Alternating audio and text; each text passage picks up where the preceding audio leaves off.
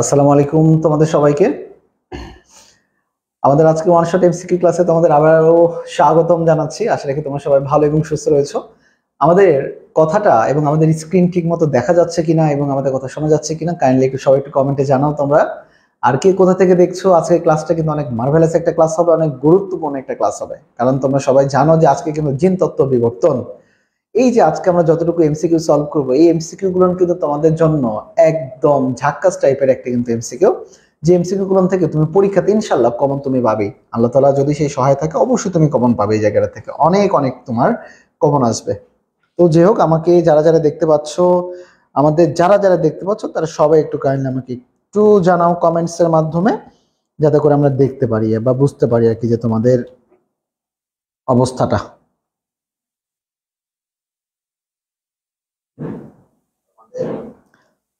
যাক, মনে হয় সাউন্ড শুনতে পাচ্ছে আর কি, সবাই সাউন্ড শুনতে পাচ্ছে। আমরা একটু কমেন্ট সেকশনের দিকে একটু যাওয়ার চেষ্টা করি আর কি। ওকে, হ্যাঁ মোটামুটি সবকিছু ঠিক আছে, এভরিথিং ইজ সো আমাদের মাচ কিন্তু ফাইন। রেগুলার এই 8টায় ক্লাস হবে, বুঝছো? তার মানে 8টা কিন্তু তোমাদের রেগুলার টাইম। 8টা বাজার সাথে সাথে তোমরা লাইভ ক্লাসে চলে যেয়ে বসে থাকবা। খাতা বায়োলজি কলম নিয়ে চলে লাভার্সের আসবে আর কি। ক্লাস কখন শুরু হবে? 8টায়। এটা তোমাদের একটা রুটিন হয়ে যাওয়া উচিত। ওকে, আর আমরা আমাদের যে নতুন যে রুটিনটা, সেটা নতুন রুটিনটা আমরা তোমাদেরকে দিব। আর তোমাদের আজকে অফিসিয়ালি একটা অ্যানাউন্সমেন্ট, অফিসিয়াল অ্যানাউন্সমেন্টটা হচ্ছে যে আমরা দিয়ে ফেলে ক্লাস শুরু করার আগে আর কি। উঠাই উপরে উঠাই। সেটা হচ্ছে যে তোমাদের বলি নাকি আমাদের অফিসিয়ালি অনেক দিনের যে কাঙ্ক্ষিত যে জিনিসটা সেটা আমরা বলি হ্যাঁ, আর কি। অবশ্যই এটা বলে ফেলা উচিত, কারণ এখন বলার সময় চলে আসছে মনে হয়। অনেক প্ল্যান পরিকল্পনা চিন্তা হ্যাঁ, নিয়ে এখন অনেক। আমরা ঠিক করতে পারছিলাম না অনেক কিছু জিনিসগুলো না আর কি। আমরা আমার মনে হয় যে এখন অফিসিয়ালি ভাবে সেই জিনিসগুলো নিয়ে একটু আলোচনা করা যায় আর কি। তো যাই হোক, স্পেশালি স্পেশালি আমাদের যে আলোচনাটা আজকে, তাহলে আমরা সেই জায়গায় যাই। সেটা হচ্ছে তোমাদের সবাই বায়োলজি যে বিষয়টা আর কি, গত কিছু দিন বা কিছু বছর আমি কিন্তু সরাসরি অ্যাডমিশনের সাথে সম্পৃক্ত থাকতে পারিনি, আমার নিজস্ব পড়াশোনার চাপ বা নিজস্ব কিছু কারণে আর কি। তো প্রত্যেক বছর অনেক অনেক চাপ থাকে, অনেক স্টুডেন্টসের চাপ থাকে, অনেক স্টুডেন্টসের রিকোয়েস্ট থাকে। তো অন ডিমান্ড, অন রিকোয়েস্ট, অনেক চিন্তা ভাবনা করে, কারণ একটা জিনিস শুরু করলে তো হবে না, সেটা সার্ভিসটা অবশ্যই টপ নচ টাইপের হতে হবে। এবং তোমরা সেটা অলরেডি কিন্তু জানো এবং তোমরা সেটা অলরেডি দেখছো যে আমরা কিন্তু তোমাদের সার্ভিস দেওয়ার ক্ষেত্রে একদম দৃঢ় প্রতিজ্ঞ আর কি।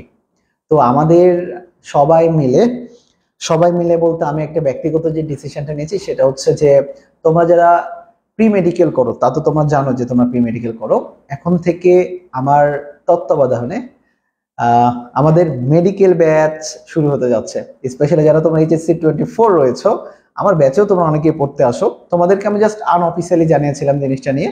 বাট আজকে থেকে তোমাদের সাথে জিনিসটা নিয়ে একদম অফিসিয়ালি আলোচনা আমি ঘোষণা করলাম। সেটা হচ্ছে এইচএসসি 24 ব্যাচ তোমরা এখন থেকে আমার তত্ত্বাবধানে থেকে মেডিকেল ব্যাচে তোমরা পড়াশোনা করতে পারবা। যে কোচিং এ তুমি যাও, যেখানে যেটা করো, মেডিকেল ব্যাচটা তোমাদের সবার জন্য ওপেন। আশা রাখি এই জায়গাটাতে আরো একটা যশোরের অনেক ভালো একটা রেজাল্ট আমরা সবাই মিলে নিয়ে আসতে পারবো।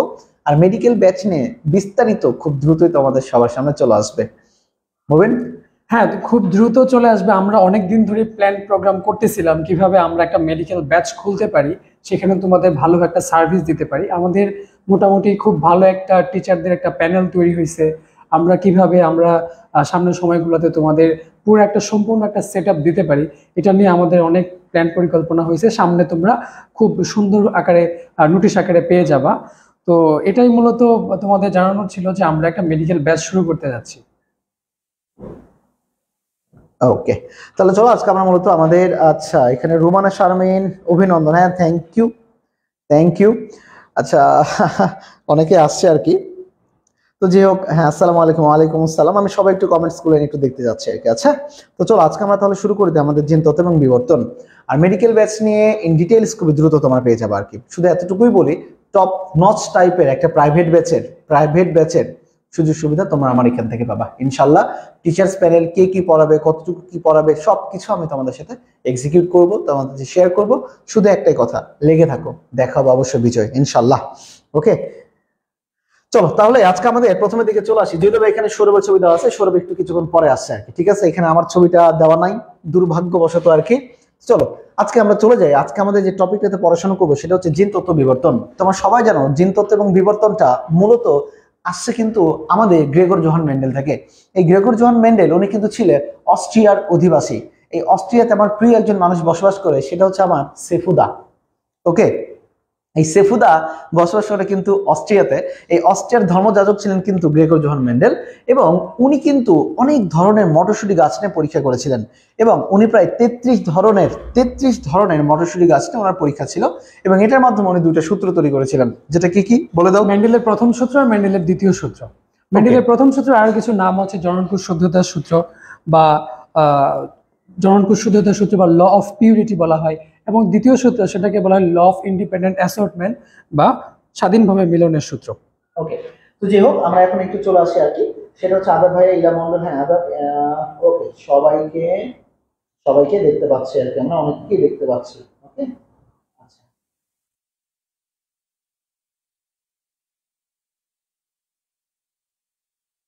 স্ক্রিনে কিন্তু আজকেও ওই ইয়াটা হচ্ছে ভাই। হওয়ার কারণটা এটা আমাদের একটু খুঁজে বের করতে হবে কেন হয়, বাট গত দিনের থেকে কম। অনেকেই কিন্তু ক্লাসে জয়েন করে ফেলছো, অলমোস্ট 20+ জয়েন করছো ক্লাসে। তোমার ফ্রেন্ডদেরকে একটু মেনশন করে দাও, সবাই ক্লাসটি করো। ওকে, চলো তাহলে আমরা শুরু করতে। আজকে আমাদের প্রথম পড়াটা কি, কোনটি মেন্ডেলের প্রথম সূত্রের ব্যতিক্রমের উদাহরণ। তাহলে আমরা মূলত জানি যে মেন্ডেলের একটা প্রথম সূত্র এবং দ্বিতীয় সূত্র রয়েছে। মেন্ডেলের প্রথম সূত্রের ব্যতিক্রম হচ্ছে 3টা, আবার দ্বিতীয় সূত্রের ব্যতিক্রম হচ্ছে কিন্তু কয়টা? 3টা। মেন্ডেলের যে প্রথম সূত্রের ব্যতিক্রম, এই প্রথম সূত্রের মধ্যে আমাদের ছিল প্রথম দিকে অসম্পূর্ণ প্রকটতা, এরপরে ছিল আমাদের কি বলতো সমপ্রকটতা, এবং আরেকটা ছিল কি জিন? লিথাল জিন। তাহলে আমরা সবাই জানি মেন্ডেলের প্রথম সূত্রের ব্যতিক্রম হচ্ছে 3টা। 1 নাম্বারকে আমরা বলবো অসম্পূর্ণ প্রকটতা, 2 নাম্বারকে আমরা বলবো সমপ্রকটতা, এবং 3 নাম্বারকে বলবো আমরা লিথাল জিন। লিথাল জিন কিন্তু খুব ইম্পর্টেন্ট, কারণ লিথাল জিনের প্রভাবে কিন্তু জীব মারা যায়। ভ্রূণ অবস্থাতেও মারা যেতে পারে, বড় হয়ে মারা যেতে পারে, 50% মারা যেতে পারে, 25% মারা যেতে পারে, আবার 50% বেশিও মারা যেতে পারে। এটা নিয়ে পরে কথা বলি, বাট চলে আসি দেখো কোনটি মেন্ডেলের প্রথম সূত্রের ব্যতিক্রমের উদাহরণ। তাহলে ব্যতিক্রমের উদাহরণ যদি আমি একটু কথা বলি, তাহলে ব্যতিক্রম মূলত 3টা। এর মধ্যে তোমরা সবাই একটু আমাকে উত্তর দাও তো কোনটা হবে। আমি প্রথমে বলেছিলাম অসম্পূর্ণ প্রকটতা, সমপ্রকটতা বা লিথাল জিন। তাহলে এখানে রাইট অ্যান্সার দেখো প্রোকোটিপিস্টেসিস, এটা হবে না। পলিজেনিক ইনহেরিটেন্স, এইটা হচ্ছে না। ওকে, এপিস্টেসিস, এইটাও হচ্ছে না। তাহলে রাইট অ্যান্সার একমাত্র কোনটা হবে বলতো? অসম্পূর্ণ প্রকটতা, অর্থাৎ রাইট অ্যান্সার হচ্ছে ক। তোমাদের জ্ঞাতার্থে আরেকটা কথা বলে রাখি, সেটা হচ্ছে হ্যাঁ, জ্যোতি উত্তর দিচ্ছে, তারপরে সাবরিনা উত্তর দিচ্ছে, আয়েশা সিদ্দিকা আসসালামু আলাইকুম। ওয়ালাইকুম আসসালাম। সাবরিনা ওয়ালাইকুম আসসালাম। ইলা Mondal, Sejuti, very good, very good, সবাই ভালো ভালো উত্তর দিচ্ছ আর কি তোমরা। এখন একটু চলে আসে আর কি, দেখো সেটা হচ্ছে আমাদের সমপ্রকটতা। কি প্রকটতা? সমপ্রকটতা। ওকে, এবং আরেকটা রয়েছে সহপ্রকটতা। এই দুটো জায়গাতে কিন্তু একটু মনোযোগ দাও। ওকে, দেখো একটা হচ্ছে প্রথম সূত্রের ব্যতিক্রম এবং আরেকটা হচ্ছে দ্বিতীয় সূত্রের ব্যতিক্রম। মনে রাখবা কিভাবে আর কি, দেখো প্রথম ম থেকে সম, দেখো নিনজা টেকনিকটা খাতায় নিয়ে আর কি আমরা প্রথম প্রথম ম থেকে কোনটা, দেখো ময়ের সাথে কি সহ মিলে নাকি সম মিলে? অবশ্যই প্রথম থেকে আমাদের কি মিলবে? সম মিলবে। সম মিলে, প্রথম সম। তাহলে প্রথম সূত্রের ব্যতিক্রম হচ্ছে সমপ্রকটতা। তাহলে সহপ্রকটতা হবে কত সূত্রের ব্যতিক্রম? 2 নাম্বার সূত্রের ব্যতিক্রম। এটা কিন্তু খুবই ইম্পর্টেন্ট, ভুল করা যাবে না। তাহলে প্রথম সূত্রের ব্যতিক্রম সমপ্রকটতা, আমার সাথে সাথে বলো প্রথম সূত্রের ব্যতিক্রম সমপ্রকটতা, এবং দ্বিতীয় সূত্রের ব্যতিক্রম হচ্ছে কোনটা? সহপ্রকটতা। আশা রাখি জিনিসটা তোমাদের ভুল হবে না। চলো পরবর্তীতে আমরা একটু চলে যাই। ওকে, রাইট অ্যান্সার পাইছি 2 নাম্বার। মানুষের লাল সবুজ বর্ণান্ধতার জিন কোনটি? রবীন্দ্র, আমাদের লাল সবুজ বর্ণান্ধতার জন্য বা আমাদের জেনেটিক্সের 2টা জিন, এক্স জিন এবং ওয়াই জিন। আমাদের এক্স জিনের জন্য যে রোগগুলো হয়, 3টা রোগ হয়। আমরা যদি একটু মনে রাখবো 3টা রোগ, সেটা হচ্ছে হিমোফিলিয়া। হিমোফিলিয়া রোগটা আমরা রক্তের অধ্যায়ে পড়েছি। হিমোফিলিয়াকে 2টা ভাগে ভাগ করা হয়, হিমোফিলিয়া এ এবং হিমোফিলিয়া বি। তোমরা একটু আমাকে বলো তো, হিমোফিলিয়া এ হয় কত নাম্বার ক্লটিং ফ্যাক্টরের অভাবে? কত নাম্বার?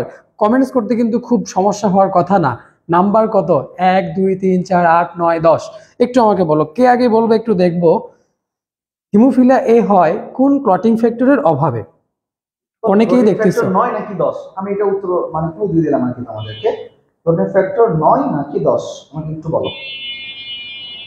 ক্লটিং ফ্যাক্টর কোনটার অভাবে তোমাদের হিমোফিলিয়া হয়, হিমোফিলিয়া এ হিমোফিলিয়া বি হয় কোনটার অভাবে একটু বলো।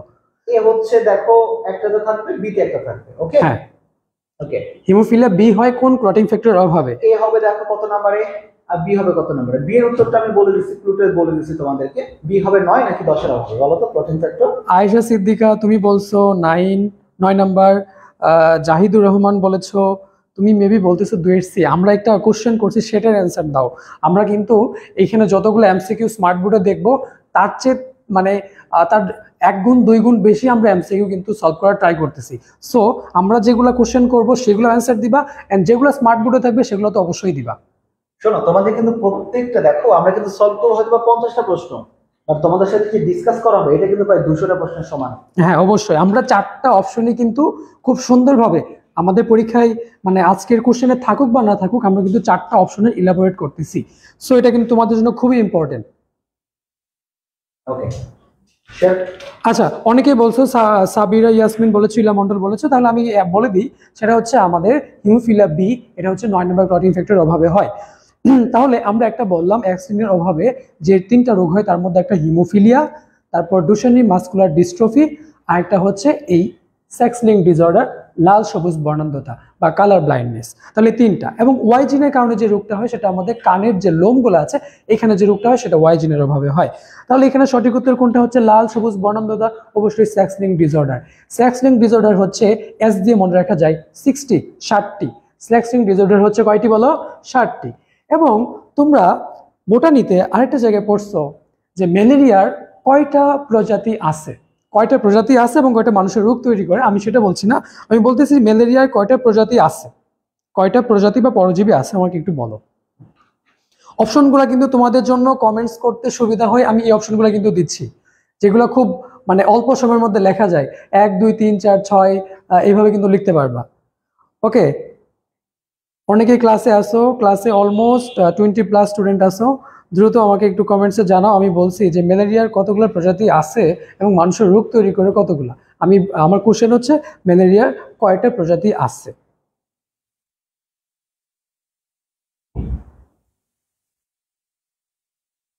আচ্ছা, তাহলে একটু আমাকে দ্রুত জানাও ম্যালেরিয়ার কতগুলো প্রজাতি আছে। এখানে জিহাদ লিখেছো, তুমি কি লিখছো আমি বুঝতে পারিনি, আর একটু সহজভাবে লিখো। আলমগীর হুসাইন 9 নাম্বার এবং 8 নাম্বার, বি হয় 9 আচ্ছা আচ্ছা কারণে, আর এ হয় হচ্ছে 8 নাম্বার ফ্যাক্টর হবে। গুড, জিহাদ খুব ভালো দিচ্ছে আর কি। জিহাদ ইসলাম দিচ্ছে 4টা ম্যালেরিয়া। হ্যাঁ, আমাদের মূলত বাংলাদেশের প্রেক্ষাপটে আমরা 4টা ম্যালেরিয়াকে বুঝি আর কি। একটা হচ্ছে সবচেয়ে গুরুত্বপূর্ণ যেটা, সেটা হচ্ছে প্লাজমোডিয়াম গণভুক্ত। প্লাজমোডিয়াম হচ্ছে ভিভ্যাক্স। ওকে, প্লাজমোডিয়াম ম্যালেরি, প্লাজমোডিয়াম ওভালি এবং সবচেয়ে খারাপ প্লাজমোডিয়াম ফ্যালসিপারাম। এর মধ্যে খারাপের ভালো হচ্ছে প্লাজমোডিয়াম ভিভ্যাক্স বা ভাইভ্যাক্স, কারণ এটা আমাদের মানুষের বেশি হয়, এটা খুবই পরিচিত প্লাজমোডিয়াম ভিভ্যাক্স অর ভাইভ্যাক্স। আর সবচেয়ে যেটা খারাপ ম্যালিগন্যান্ট ম্যালেরিয়া যেটা, এটাকে বলা হচ্ছে মূলত প্লাজমোডিয়াম ফ্যালসিপারাম, এটার প্রভাব সবচেয়ে বেশি খারাপ আর কি। আচ্ছা, যেহেতু ম্যালেরিয়া আসলে আমি আমার পছন্দের প্রিয় একটা শহর চট্টগ্রাম, ম্যালেরিয়াটা হয় কিন্তু তোমার চট্টগ্রাম বা পাহাড়ি এলাকা এইসব এলাকায়। তোর এলাকাতে তো হয়?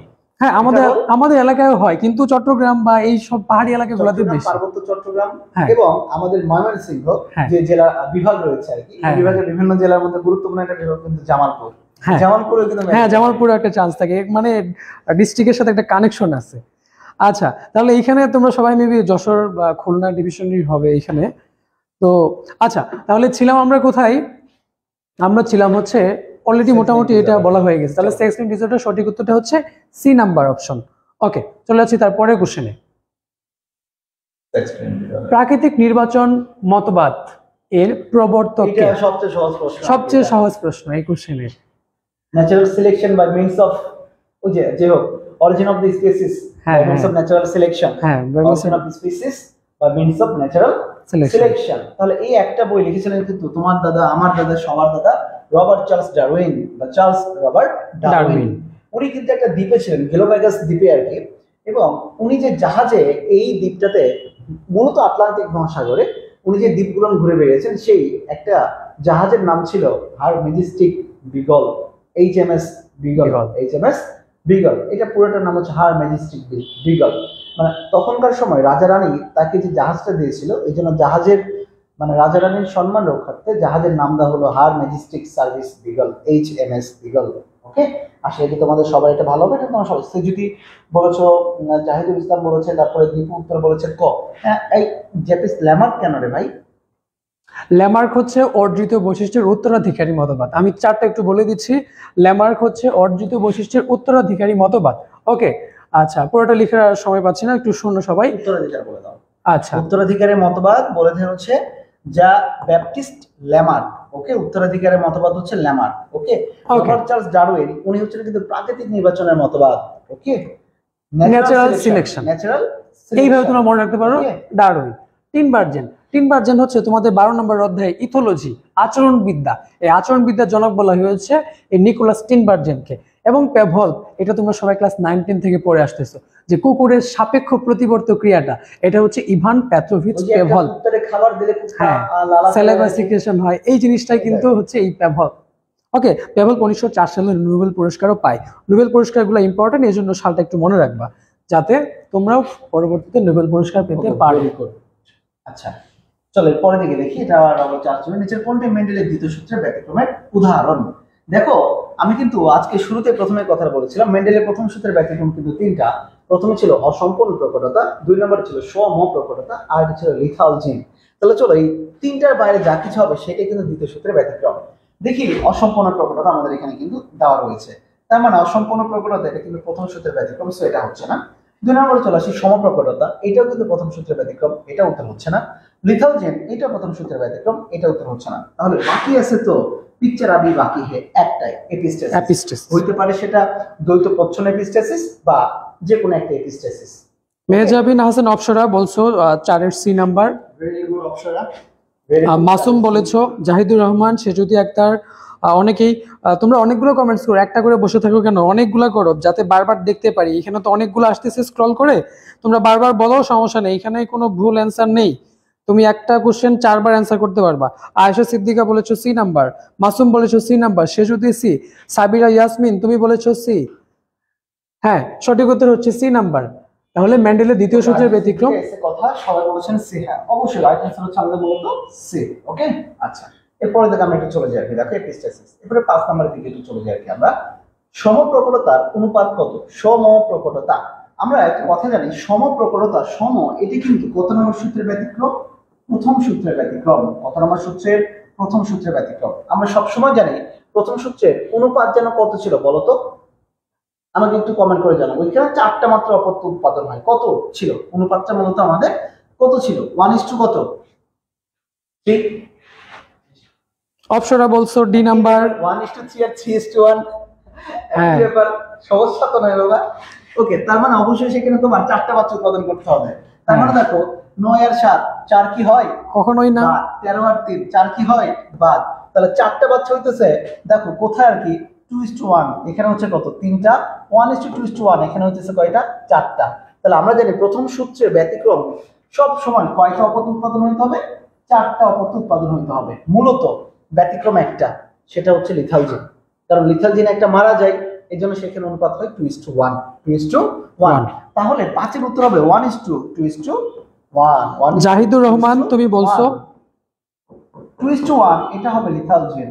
2:1 এটা হবে কোন জিন? লিথাল জিন। আর 1:2:1 এটা হবে কোন প্রকটতা? সমপ্রকটতার উদাহরণ। হ্যাঁ, অনেকে অ্যান্সার দিছো, জাহিদুর রহমান, নার্গিস পারভিন, মাসুম, সেজুদি, তুষ্টি, আয়েশা সিদ্দিকা, অপসরা অনেকে অ্যান্সার দিছো। সাবিরা ইয়াসমিন তুমিও বলেছো ডি নাম্বার। সবাই মোটামুটি ভালোই রেসপন্স করতেছে, সবাই ভালো অ্যান্সার দিচ্ছ। ওকে, এই পরবর্তীটাতে যাও। আমরা চলে যাচ্ছি তার পরের কোশ্চেনে। পরের কোশ্চেনটা হচ্ছে, এই যে সঠিক উত্তর হচ্ছে 1:2:1। চলে যাচ্ছি তার পরের কোশ্চেনে। দেখো, বাবা ও মা উভয়ের ব্লাড গ্রুপ যদি ব্লাড গ্রুপ সেম হলে সন্তানের ব্লাড গ্রুপ হওয়ার সম্ভাবনা কতটুকু? দেখো এখানে বলছে বাবা ও মা উভয়ের রক্তের গ্রুপ হলে, এখানে একটু কোশ্চেন আমাদের ভুল দেওয়া আছে, একটু মিসিং, একটা ওয়ার্ড একটু মিসিং।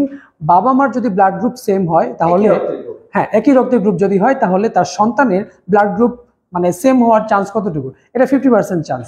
বাবা মার ব্লাড গ্রুপ হওয়ার সেম হওয়ার চান্স হচ্ছে 50% চান্স। ওকে, বাট এখানে একটা কথা বলি আর কি, চলো আমরা একটু দেখে নিই আর কি। ধরে রাখো বাবারও ব্লাড গ্রুপ বি পজিটিভ, মায়েরও blood group B positive. Clear? এখন বি পজিটিভ মানেটা কি আমাদের সেটা একটু ভাঙতে হবে। বি পজিটিভ মানে এখানে অ্যান্টিজেন রয়েছে কি কি বলতো, একটা বি এবং আরেকটা রয়েছে আরএইচ পজিটিভ, আরএইচ পজিটিভ, এবং এখানে সবসময় কিন্তু একটা ও মানে শূন্য থাকেই। ও মানে কি একটা শূন্য থাকেই। তার মানে এখানে তোমার মনে রাখো বি পজিটিভ মানে এখানে বড় একটা অ্যান্টিজেন কি বি, এবং একটা রেসাস ফ্যাক্টর এখানে কি পজিটিভ। এখানে কি বলতো, বড় একটা অ্যান্টিজেন বি এবং একটা রেসাস ফ্যাক্টর কি পজিটিভ। তাহলে একটা কথা চিন্তা করো, তাহলে মায়েরও বি পজিটিভ, বাবারও বি পজিটিভ, সেই ক্ষেত্রে বাচ্চা তো বি পজিটিভের বাইরে যাওয়ার তো সুযোগ নাই। তার মানে বাচ্চা 100% বি পজিটিভ হবে, বাচ্চা 100% বি পজিটিভ হবে, তাই তো দেখা যাচ্ছে। কিন্তু আমরা তো জানি ও মানে তো শূন্য, শূন্যের তো কোনো ঘর নাই, শূন্য তো যে কোনো জায়গায় যাইতে পারে, শূন্য যে কোনো জায়গায় যেতে পারে। তাহলে ব্যাপারটা কি হচ্ছে আর কি, শূন্য যদি যে কোনো জায়গাতে যেতে পারে তাহলে সেই ক্ষেত্রে আমাদের এই বিও আসতে পারে, আমাদের কিস আসতে পারে, বিও আসতে পারে। যদি বিতে আসে তাহলে এখানে আমাকে আরো একটা রক্তের গ্রুপ ধরে নিতে হচ্ছে, এখানে একটা ও থাকতে পারে, এখানে একটা ও থাকতে পারে। তাহলে এখানে ব্লাড গ্রুপ হচ্ছে কিন্তু দুই ধরনের, হয় হতে পারে বি পজিটিভ অথবা হতে পারে ও পজিটিভ। ও পজিটিভ কেন? কারণ ও যে কোনো জায়গার সাথে মিলতে পারে, ও যে কোনো রক্তের গ্রুপের সাথে যেতে পারে। তাহলে মায়ের ব্লাড গ্রুপ বি পজিটিভ, বাবার ব্লাড গ্রুপ বি পজিটিভ, তাহলে একটা হতে পারে বি পজিটিভ অথবা আরেকটা হতে পারে ও পজিটিভ। তাহলে যেহেতু দুইটা জিনিস আছে, দুইটা জিনিস থাকতে মানে কত পার্সেন্ট? অবশ্যই 50%। অবশ্যই কি পার্সেন্ট? 50%। রাইট অ্যান্সার হচ্ছে 50। আমাকে একটু উত্তরটা একটু কেউ জানাও তো দেখি, তো বুঝতে পারছো কিনা এটা? হ্যাঁ, অনেকেই বলছো, অনেকে সঠিক উত্তর দিয়েছো। এর মধ্যে আমরা দেখতে পাচ্ছি যে right answer B. Very good. সবাই একটু জানাও যে বুঝাই, বুঝতে পারছো কি? যদি আমাকে একটু জানা দেয় আমাদের না বুঝলে তোমরা বলতে পারো, ভাই আবার রিপিট করবে। মাসুম বলেছো, সেজুতি আক্তার বলেছো, আয়েশা সিদ্দিকা, তারপর সাবিয়া ইয়াসমিন আর নিশাত তাসনিম, অনেকেই অ্যান্সার দিয়েছো, সঠিক উত্তর বলেছো সবাই বি বলেছো। হ্যাঁ, ওকে, রাইট অ্যান্সার হচ্ছে বি। আচ্ছা চলো এরপরে দেখি, আমরা একটু চলে যাই দেখি আমাদের কি বলেছে এটাতে, সেটা হচ্ছে জিন তত্ত্বের জনক। এটার অ্যান্সার আমরা দিব না, এটার অ্যান্সার তোমরাই দেবা। জিন তত্ত্বের জনক, এটা না আমাদের মানে অধ্যায় করাচ্ছে জিন তত্ত্ব। আমার মনে হয় এটা যদি বলা হয় তাহলে এর থেকে বোকামি কোনো কিছু হয় না। বাট এই প্রশ্নটা যতটাই সহজ হোক না কেন, প্রশ্নটা কিন্তু অনেকবার পরীক্ষা আসে, এই জন্য কিন্তু আমাদের এখানে এখানে যোগ করা কিন্তু এটা। ওকে,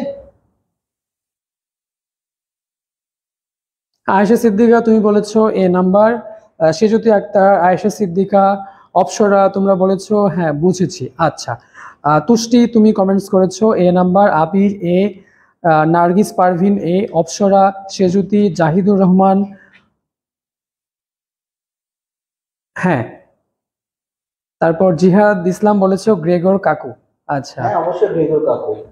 কাকু is on, all and all. Gregor কাকু। সাবরিনা, সাবরিনা ইয়াসমিন সাথে, হ্যাঁ রাইট অ্যান্সার হচ্ছে গ্রেগর কাকু আর কি। ওকে, হ্যাঁ তারপরে দিকে চলে যায় আর কি আমাদের, এরপরের দিকে যাই সেটা হচ্ছে আমাদের আচ্ছা চলো, দ্বৈত প্রচ্ছন্ন এপিস্টাসিস এর ফিনোটাইপিক অনুপাত কত? দ্বৈত প্রচ্ছন্ন এপিস্টাসিস, দ্বৈত প্রচ্ছন্ন এপিস্টাসিস, এটা জিনিসের দিকে খেয়াল করে আর কি দেখো, সলভ করো। সেটা হচ্ছে আমরা সবাই মূলত জানি যে দেখো যে আমাদের দ্বৈত প্রচ্ছন্ন এপিস্টাসিস কিন্তু দ্বিতীয় সূত্রের ব্যতিক্রম। তাহলে দ্বিতীয় সূত্রের ব্যতিক্রম হতে গেলে তোমাকে অবশ্যই অপত্য হতে হবে 16টা। কতটা অপত্য হতে হবে? 16টা। তাহলে দেখো তো 1:2:1, তিনটা যোগ করলে কত হয়? 4। মানে এটা হওয়া সম্ভব না। এটা হওয়া, এখান থেকে না সিলেক্ট করো না, তাহলে আগেই বাদ দিয়ে দিলাম। তাহলে দেখো তো, তাহলে এই যে ক, খ এবং গ, এই তিনটার মধ্যে কোনটা হতে পারে আর কি আমাদের? চলো আমাদের একটু দেখে নিই আর কি আমরা। দেখো তাহলে দ্বৈত প্রচ্ছন্ন এপিস্টেসিস, এখানে দ্বৈত প্রচ্ছন্ন এপিস্টেসিসের ফলে কিছু রোগ হয়, যেমন হচ্ছে মুখ বধিরতা, আমাদের এই রোগগুলা হয়ে থাকে। তো আমরা একটু চলে যাচ্ছি, অপশনে চলে যাচ্ছি। ভাই অলরেডি বলে দিছে যে দ্বৈত প্রচ্ছন্ন এপিস্টেসিসের ক্ষেত্রে কত হতে হয় একটু বলো। 16 হতে হয়। ওকে, তাহলে এইখানে কত হচ্ছে? 16। 13 বার 3 16। 16। এখানে কত হচ্ছে? 9 আর 7। এখানেও কিন্তু সেম 16 হচ্ছে। আচ্ছা, এখানে কত হচ্ছে? 9 আর 7। এখানেও কিন্তু 16 হচ্ছে। এখন আমার কোশ্চেন হচ্ছে যে দ্বৈত প্রচ্ছন্ন এপিস্টেসিস, এটা তোমরা অনেকেই মেবি কোশ্চেন দেখে ফেলছো আগে আমাদের। দেখি তোমরা কি কমেন্টসের মাধ্যমে কি জানাও, একটু দেখি। হ্যাঁ একটু দেখি। সেটা হচ্ছে দ্বৈত প্রচ্ছন্ন এপিস্টেসিসের ফলে 9:7 মুখ বধিরতা। আমাদের সঠিক উত্তর হচ্ছে এ নাম্বার। দ্বৈত প্রচ্ছন্ন এপিস্টেসিস হচ্ছে এ নাম্বার। এবার 13:3, এটা হচ্ছে প্রকট এপিস্টেসিস এর এক্সাম্পল এবং মেন্ডেলের দ্বিতীয় সূত্রের ব্যতিক্রমের যে অনুপাত সেটা হচ্ছে 9-3-3-1, এবং এটা অলরেডি বলা হয়েছে, সেটা হচ্ছে আমাদের মেন্ডেলের প্রথম সূত্রের অনুপাত হচ্ছে 1:2:1। সঠিক উত্তর অনেকেই দিয়েছো, রাইহান, ইলা মন্ডল দিয়েছো, সেজুতি আক্তার দিয়েছো, অনেকেই দিয়েছো। হ্যাঁ, সঠিক উত্তর হচ্ছে আমাদের এ নাম্বার। ওকে, তোমাদের আবারও সেই অ্যানাউন্সমেন্টটা আবারও দেখি, অনেকেই যেহেতু ক্লাসে আসছো, সেটা হচ্ছে তোমাদের অত্যন্ত মজার সহিত বলি, আনন্দের সহিত বলি। সেটা হচ্ছে যে আমি আবারও আমার মেডিকেল ব্যাচ সেই ব্যাচটি আবারও শুরু করছে এবার থেকে। মূলত মেডিকেল ব্যাচটি এইচএসসি 24 এর জন্য চলছে বা চলবে আর কি। এটা অনেকদিন ধরে প্ল্যানে ছিল হয়তো বা, কিন্তু এটা কখনো সামনাসামনি এই পর্যন্ত আজকে অফিসিয়ালি আনা হলো আর কি। আশা রাখি আবারও অনেক কোয়ালিটিফুল একটা সার্ভিস নিয়ে তোমাদের মেডিকেল ব্যাচ, মূলত এইচএসসি 24 যারা রয়েছে তাদের সাথে খুব দ্রুতই দেখা হবে আমার প্রাইভেট ব্যাচে আর কি। সেখানে আরো অনেক ধামাকা থাকবে। আশা রাখি খুব ভালো একটা ফলাফল আমরা সবাই মিলে বয়ে আনতে পারবো আর কি। ওকে, তাহলে তোমাদের উদ্দেশ্যে একটাই বলার কথা, সেটা হচ্ছে তোমরা সবাই জানো ভাইয়ের ব্যাচে যারা আছো, এখানে অলরেডি বলা হয়েছে, ইভেন যারা বাইরে আছো তোমাদের জন্য কিছুদিন ফ্রি ক্লাস থাকবে।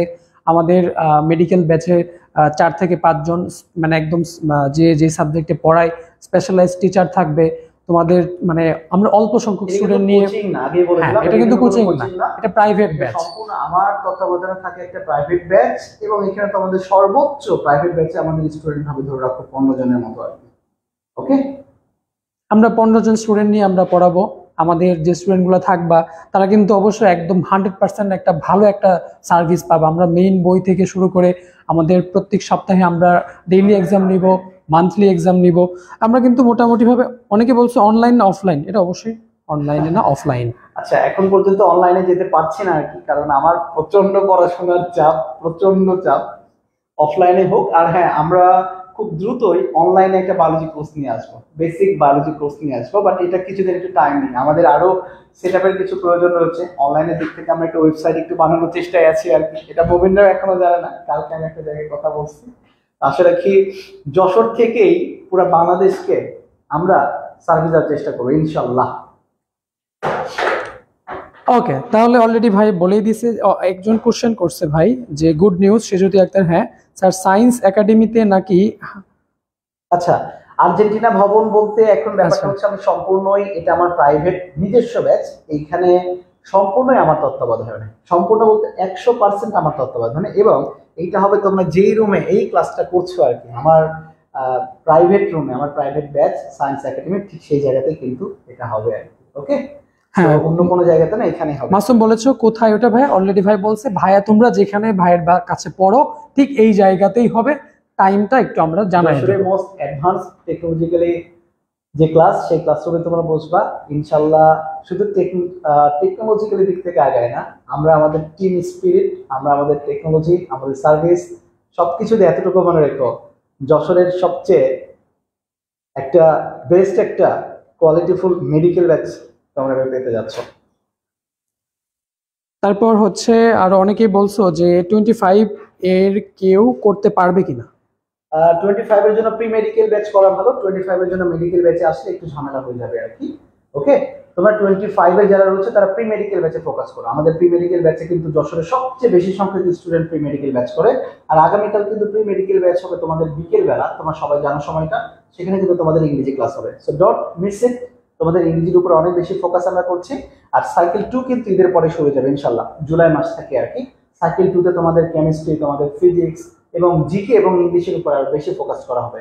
আর সবচেয়ে বড় জিনিস, দেখতে দেখতে কিন্তু আমাদের সাইকেল 1 এর বায়োলজির প্রায় 6 থেকে 8টার মতো অধ্যয়ন কমপ্লিট করে ফেলছি। সাথে ইংলিশ তো অবশ্যই অনেক ভালোভাবে পড়ানো হয়েছে। তাহলে তোমরা চিন্তা করে দেখো যে তোমরা কিন্তু জাস্ট সাইকেল 1 এর এই 2.5 মাস বা 3 মাসের মধ্যে 6 থেকে 8টার মধ্যে বায়োলজি অধ্যায় কমপ্লিট করছো। এবং আমি আমার একাডেমিক ব্যাচে তোমাদের যেটা এইচএসসির শর্ট সিলেবাসের এই অধ্যায়গুলো পূরণ করে যাচ্ছে আর কি। তাহলে দেখো তোমার কিন্তু ইন্টারমিডিয়েট আসার আগেই as a whole total biology 24টা অধ্যায় কিন্তু তোমার পূরণ হয়ে যাচ্ছে। তুমি এগিয়ে থাকবে না তো থাকবে কি বলো? পরিশ্রম সৌভাগ্যের প্রসূতি, অবশ্যই পরিশ্রম করতে হবে। ওকে, তাহলে আর মনে কারো কোনো কোশ্চেন নাই। সেটা হচ্ছে একজন বলছো ঠাকুরগাঁ থেকে, হ্যাঁ তুমি ঠাকুরগাঁ থেকে অনলাইনে আমাদের যে প্রোগ্রামগুলো থাকবে সেগুলোতে অবশ্যই ক্লাস করতে পারো।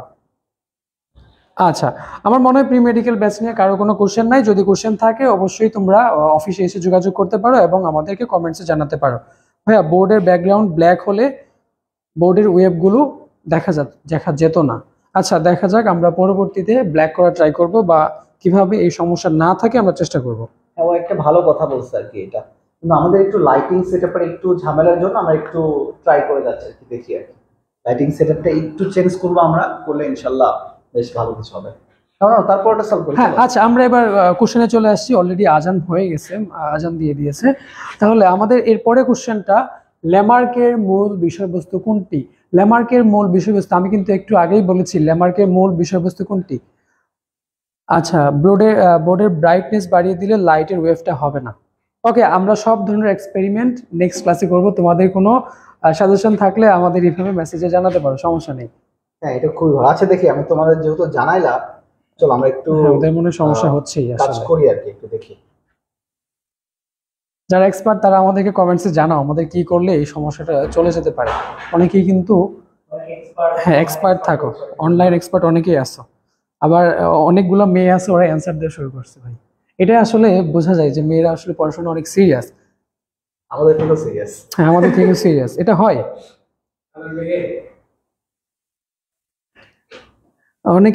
অনেকেই অ্যান্সার দিচ্ছ, সি সি সি বলে অ্যান্সার দিচ্ছ। হ্যাঁ, দেখা যাক, আমরা বোর্ডটা ঠিক করি আর তোমরা যারা অ্যান্সার দিতে পারতেছো তারা অ্যান্সার দাও। আয়েশা সিদ্দিকা তুমি বলেছো সি, আলমগীর হুসাইন মাসুম বলেছো সি, জাহিদুর রহমান বলেছো সি, শেজুতি আক্তার, নার্গিস পারভিন, স্নিগ্ধা সাহা, অপসরা, আয়েশা সিদ্দিকা সবাই বলছো সি। অপশন হচ্ছে সি। আমরা ল্যামার্ক বা ল্যামার্কিজমের যে সূত্রটা জানি সেটা হচ্ছে অর্জিত বৈশিষ্ট্যের উত্তরাধিকারী মতবাদ, সেটা অ্যান্সার হচ্ছে সি নাম্বার। ওকে, আর তোমরা যারা পড়তেছো বা ভিডিও দেখতেছো তারা পাশে খাতা কলম নিয়ে অবশ্যই বসবা, কারণ আমরা অনেক ট্রিকি যে কথাগুলো বলি, নেমোনিক দিয়ে যে কথাগুলো বলি সেগুলো কিন্তু খাতার পাশে লিখে রাখবা। আমাদের বোর্ড নিয়ে কাজ হচ্ছে, তোমাদের যদি কোনো আইডিয়া থাকে অবশ্যই আমাদেরকে আইডিয়া দিতে পারো। স্যার বায়োলজি পড়তে অনেক ভালো লাগে, বাট মাঝে মাঝে আবার ভুলে যাই, তখন মুবিন স্যারের ছন্দ মনে করে রাখি। আচ্ছা, হ্যাঁ, তোমাদের মুভিন অনেক ছন্দ দেয়, এটা খুবই ভালো, ও ছন্দে বিশেষজ্ঞ। হ্যাঁ, একটু ছন্দ দিতে আমার ভালো লাগে, কারণ হচ্ছে আমি একটা জিনিস ফিল করি। হ্যাঁ, ছন্দের মুভিন ভাই। পরীক্ষার হলে যে মনের সমস্যাটা বাড়লো। আচ্ছা, যেহেতু আজকে আমরা এদিকে ফোকাস না করি আর কি, একটু দেখি, ফোকাস করলে হয়তো আমাদের ইয়ে চলে যাবে। চলো এই পরেরটা দেখি। আচ্ছা, আমরা পরের কোশ্চেনে চলে যাচ্ছি। অলরেডি তুমি এটা বলেছো যে সি নাম্বার, হ্যাঁ সঠিক উত্তর সি নাম্বার। চলে যাচ্ছি তারপরের কোশ্চেনে। সরি, আমাদের নিচের কোনটি ডারউইনের তত্ত্ব? ডারউইনের তত্ত্ব, তিনটা তত্ত্ব বলা আছে। ডারউইনের প্রাকৃতিক নির্বাচন মতবাদে তিনটা তত্ত্ব বলা আছে। একটা হচ্ছে উপরের পরিবেশের প্রভাব, জীবন সংগ্রাম এবং অর্জিত বৈশিষ্ট্যের উত্তরাধিকার অঙ্গের ব্যবহার এবং অব্যবহার। এখানে তিনটা তত্ত্ব দেওয়া আছে তোমাদের। তিনটা তত্ত্ব দেওয়া আছে, একটা হচ্ছে জীবন সংগ্রাম, যোগ্যতম জয় এবং নতুন প্রজাতির উৎপত্তি বা আবির্ভাব। তাহলে এখানে তিনটার মধ্যে কিন্তু একটা অলরেডি দেখা যাচ্ছে, সঠিক উত্তর হচ্ছে কি জীবন সংগ্রাম। এখানে অপসরা বলেছো বি, নার্গিস বলেছো বি, সাবিরা, স্নিগ্ধা, জাহিদুর রহমান, আয়েশা সিদ্দিকা সবাই বলছো বি। তোমাদের আগে কিন্তু আমি বলে দিয়েছি, সঠিক উত্তর হচ্ছে বি। তাহলে এটা পারবা, এটাতে আসলে বিশ্লেষণ করার মতো কিছু নাই। চলে যাচ্ছি, হ্যাঁ জীবন সংগ্রাম, দেখছো আমারটা হয়ে গেছে, আমিও পারি এটা। আচ্ছা, চলে যাচ্ছে তারপরে কোশ্চেনে। পরিপূরক জিনের ফিনোটাইপিক অনুপাত কত? পরিপূরক জিনের হ্যাঁ 11 নম্বর উত্তর দেখে ফেলছি, অনেকেই বলছো হ্যাঁ দেখা ভালো। তোমরা যারা খুব বেশি কনসেন্ট্রেশন দিয়ে আসো তারাই হচ্ছে উত্তরগুলো আগে আগে দেখে ফেলতেছো, তাই না সৌরভ? হ্যাঁ, আচ্ছা, তাহলে আমরা চলে আসতেছি কোথায়? পরিপূরক জিনের ফিনোটাইপিক অনুপাত কত? কোশ্চেন নাম্বার 13 নম্বর কোশ্চেনে পরিপূরক জিনের ফিনোটাইপিক অনুপাত কত? তোমরা যারা পারো পরিপূরক জিন, তোমরা জানো মেন্ডেলের প্রথম সূত্র এবং দ্বিতীয় সূত্র। দ্বিতীয় সূত্রের যে ব্যতিক্রমগুলো আমরা একটা ছন্দ দিয়ে মনে রাখি, সেটা হচ্ছে পরি ও পলি আপু। পরি আপু বাংলাদেশে একজন বিখ্যাত অ্যাক্ট্রেস, পরি, তাই না? হ্যাঁ, পরিমণি। হ্যাঁ, পরি ও পলি আপু। পরি মানে হচ্ছে পরিপূরক জিন। হ্যাঁ, আচ্ছা, আর পলি মানে হচ্ছে পলিজেনিক ইনহেরিটেন্স, আর আপু মানে হচ্ছে অ্যাপিস্টেসিস। তাহলে আমাদের দ্বিতীয় সূত্রের ব্যতিক্রম হচ্ছে পলি আপু। আচ্ছা, এর মধ্যে হচ্ছে পরিপূরক জিন। পরিপূরক জিনের অনুপাত হচ্ছে কত? 16, 9:7। 9:7 সবাই কিন্তু বলছে অলরেডি, অনেকেই বলেছে সঠিক উত্তর 9:7। ওকে, তারপরে কোশ্চেনে চলে যাচ্ছি আমরা। তারপরে কত নাম্বার? এটাই তো না, 14 নাম্বার। আচ্ছা, 14 নাম্বার পরিপূরক জিন বা সহপ্রকটতা। Same question. সো আমরা এটাতে আর যাচ্ছি না, তারপরে কোশ্চেনে চলে যাচ্ছি। এটা অলরেডি বলে দেওয়া হয়েছে, শাকিব ভাই অলরেডি বলছে যে এ ব্লাড গ্রুপের মানুষ কোন গ্রুপের রক্ত গ্রহণ করতে পারবে। একটা কল আসছে, একটু কন্টিনিউ। ওকে, আচ্ছা, এখানে কোশ্চেন হচ্ছে এ ব্লাড গ্রুপের মানুষ কোন গ্রুপের রক্ত গ্রহণ করতে পারে। এ ব্লাড গ্রুপের মানুষ কোন গ্রুপের রক্ত গ্রহণ করতে পারে? অনেকে অ্যান্সার দিয়েছো। আচ্ছা, অনেকে বলছো ভাইয়া নামাজ পড়তে হবে। হ্যাঁ, আমি দ্রুত করতেছি, সমস্যা নেই। আচ্ছা, সঠিক উত্তর হচ্ছে এ ব্লাড গ্রুপ এবং ও। এ ব্লাড গ্রুপ এবং ও। এ ব্লাড গ্রুপের মানুষ কোন রক্ত গ্রহণ করতে পারবে? হ্যাঁ, অনেকেই বলছো বি নাম্বার, নার্গিস, শ্রীজ্যোতি, জাহিদুর রহমান এবং অপসরা সবাই বলেছো বি নাম্বার। আচ্ছা, সঠিক উত্তর বি নাম্বার। হ্যাঁ, আমি আর ডিটেলসে যাচ্ছি না, শাকিল ভাই অলরেডি শুরুতে এটা বলে দিয়েছে। চলে যাচ্ছি তারপরে কোশ্চেনে। দেখো, বাবু নামে একজন লোক, সে ট্রাফিক সিগন্যালে বাতির পার্থক্য বুঝতে পারে না। ট্রাফিক সিগন্যালে কি কি লাইট থাকে? লাল আর সবুজ, রেড এবং গ্রিন, তাই তো? এই দুইটা লাইট থাকে, এটা বুঝতে পারে না। যারা হচ্ছে ড্রাইভিং লাইসেন্স করতে চায় তাদের কিন্তু অবশ্যই এটা বুঝতে হয়। আচ্ছা, তাহলে কি সে কোন ধরনের সমস্যায় ভুগছে? এটা সবাই জানো, এটা আমার মনে হয় পারো না এমন কেউ হবে না। এটা হচ্ছে অবশ্যই বর্ণান্ধতা। এবং আরো কিছু রোগ আছে অনেকের কাছে, যারা পড়াশোনা করো না তারা কিন্তু রাত কানা বলতে পারো।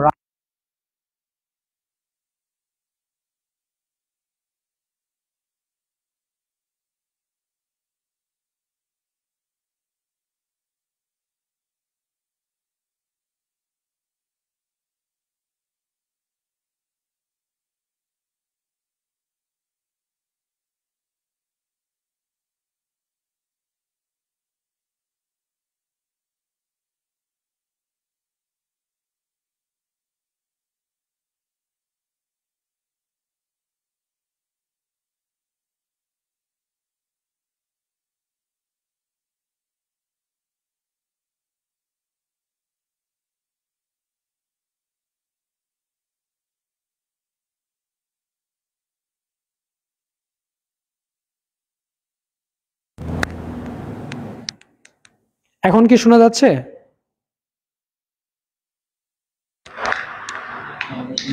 হ্যাঁ, এখন শোনা যাচ্ছে। আচ্ছা আচ্ছা, কোনো সমস্যার জন্য হয়তো আমার কথা শোনা যায়নি। আচ্ছা, তাহলে আমরা এখানে ছিলাম যে বাবু ট্রাফিক সিগন্যাল বুঝতে পারে না। ট্রাফিক সিগন্যাল বুঝতে পারে না, দুইটা সমস্যা, এটা বর্ণান্ধতা। গ্লুকোমা কি? গ্লুকোমা একটা রোগ। সেই গ্লুকোমার ফলে কি হয়, আমাদের চোখের যে ভেসেল গুলো আছে, চোখের যে ধমনী শিরা আছে, এর মধ্যে যদি, আচ্ছা এবার শোনা যাচ্ছে। ওকে, আমাদের চোখের যে শিরা উপশিরা আছে বা ধমনী আছে, এগুলোর মধ্যে যদি ব্লাড প্রেশার বেড়ে যায়, সেটাকে বলা হয় গ্লুকোমা। এটা আমাদের চোখের একটা রোগের জন্য হয়। এবং মায়োপিয়া, এটা জানো, মায়োপিয়া মানে সে কাছে জিনিস দেখতে পারে আর দূরে জিনিস বুঝতে পারে না, দেখতে পারে না, এটা হচ্ছে মায়োপিয়া। বর্ণান্ধতা মানে অলরেডি জানো, বর্ণান্ধতা মানে দুইটা জিনিস, রেড এন্ড গ্রিন, এই দুইটা সিগন্যাল বুঝতে পারে না। রাত কানা মানে হচ্ছে যে রাতে দেখতে পায় না। আচ্ছা, ঠিক আছে, এটা পারবা, সবাই পারবা আমি জানি। চলে যাচ্ছি তারপরের কোশ্চেনে। সেক্স লিঙ্ক জিন ইনহেরিটেন্স এর বৈশিষ্ট্য কোনটি? সেক্স লিঙ্ক মানে কি? সেক্স লিঙ্ক জিন মানে কি সেটা তোমরা অবশ্যই জানো। জিনগুলি ক্রোমোজোমে থাকে, জিনগুলি পিতা থেকে শুধুমাত্র কন্যায় যায়, জিনগুলি পিতা থেকে শুধুমাত্র পুত্রে যায়। বৈশিষ্ট্যগুলো মহিলাদের বেশি প্রকাশিত হয়। আচ্ছা, আমি একটু অ্যান্সার চাচ্ছি তোমাদের থেকে। সেটা হচ্ছে যে সেক্স লিঙ্ক ইনহেরিটেন্সের বৈশিষ্ট্য কোনটি? সেক্স লিঙ্ক ইনহেরিটেন্সের বৈশিষ্ট্য হচ্ছে শুধুমাত্র পুত্রে যাবে, শুধুমাত্র পুত্রে যাবে। যারা বাহক তাদের ক্ষেত্রে শুধুমাত্র পুত্রে যাবে। চলে যাচ্ছি তারপরে কোশ্চেনে। দেখো, শুধুমাত্র কন্যায় যাবে। ওকে, তারপরে দেখো, কোনটি পাখি ও সরীসৃপের বিবর্তন সূচক সংযোগকারী? মানে পাখি আর সরীসৃপের মধ্যে যে সংযোগ ঘটায়, সেই সংযোগ ঘটায় তার নাম কি? তার নাম হচ্ছে, তোমরা একটু আমাকে বলো, সেটার নাম হচ্ছে আর্কিওপটেরিক্স। আর্কিওপটেরিক্স, এটাই হচ্ছে পাখি এবং সরীসৃপের মধ্যে সংযোগ। এটা সবাই পারবা, আমি জানি সবাই পারবা।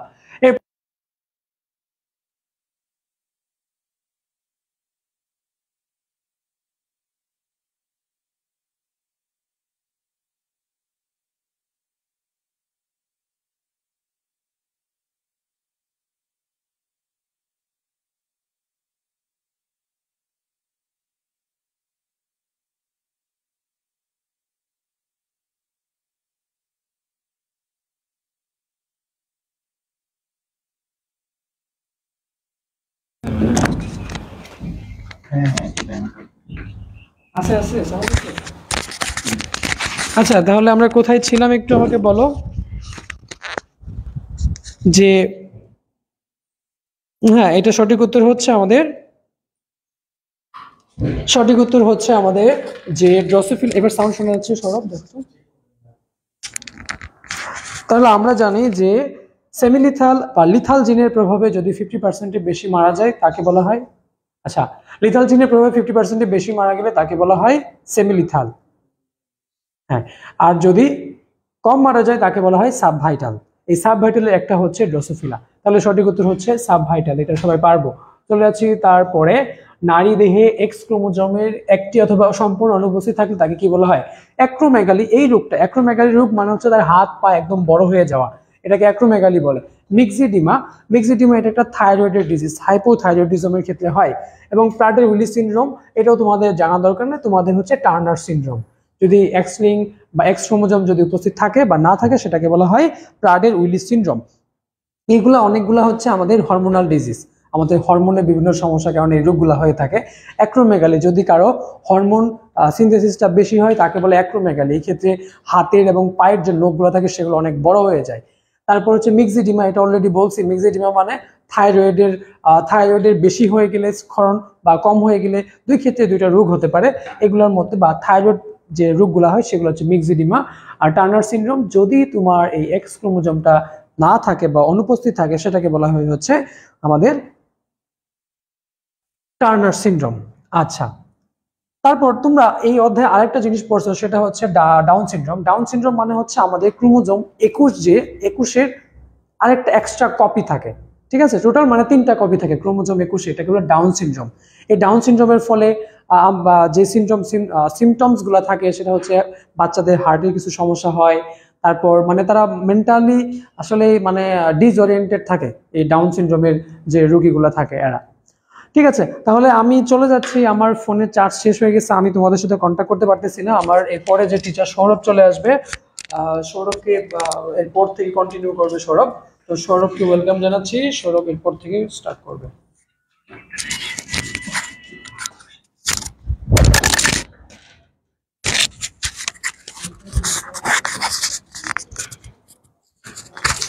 হ্যালো, আসসালামু আলাইকুম।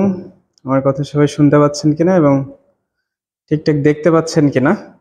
আগে একটু সাউন্ডের সমস্যা ছিল হয়তো, এখন সাউন্ডের আমার কথা শোনা যাচ্ছে কিনা সবাই একটু কমেন্টে জানান তো দেখি, কথা শুনতে পাচ্ছেন কিনা আমার? সাউন্ডের সমস্যা ছিল হয়তো। ওয়ালাইকুম আসসালাম স্যার, আয়েশা সিদ্দিকা। ওয়ালাইকুম আসসালাম। কে কোথা থেকে দেখছো একটু কমেন্ট করো তো, যে কে কোথা থেকে ক্লাস দেখছো একটু কমেন্টে জানাও তো।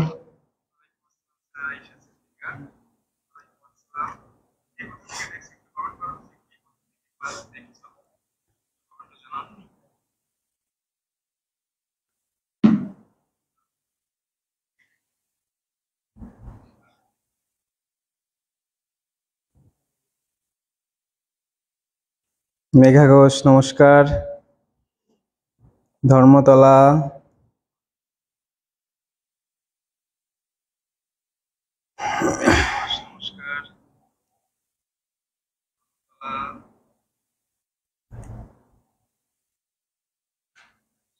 আচ্ছা তো আমরা চলে যাই আমাদের 21 নম্বর যে কোশ্চেনটা আছে। হ্যাঁ, আমাদের 21 নম্বর কোশ্চেনে আমরা চলে যাবো এবার। আমাদের 20 নম্বর কোশ্চেন পর্যন্ত হচ্ছে কি হয়ে গেছে, আমাদের 20 নম্বর কোশ্চেন পর্যন্ত সলভ হয়ে গেছে। তো আচ্ছা, আমরা 21 নম্বর কোশ্চেনটা দেখতে পাচ্ছি কি, যে পিতা স্বাভাবিক, পিতা পিতা স্বাভাবিক, মাতা বর্ণান্ধ।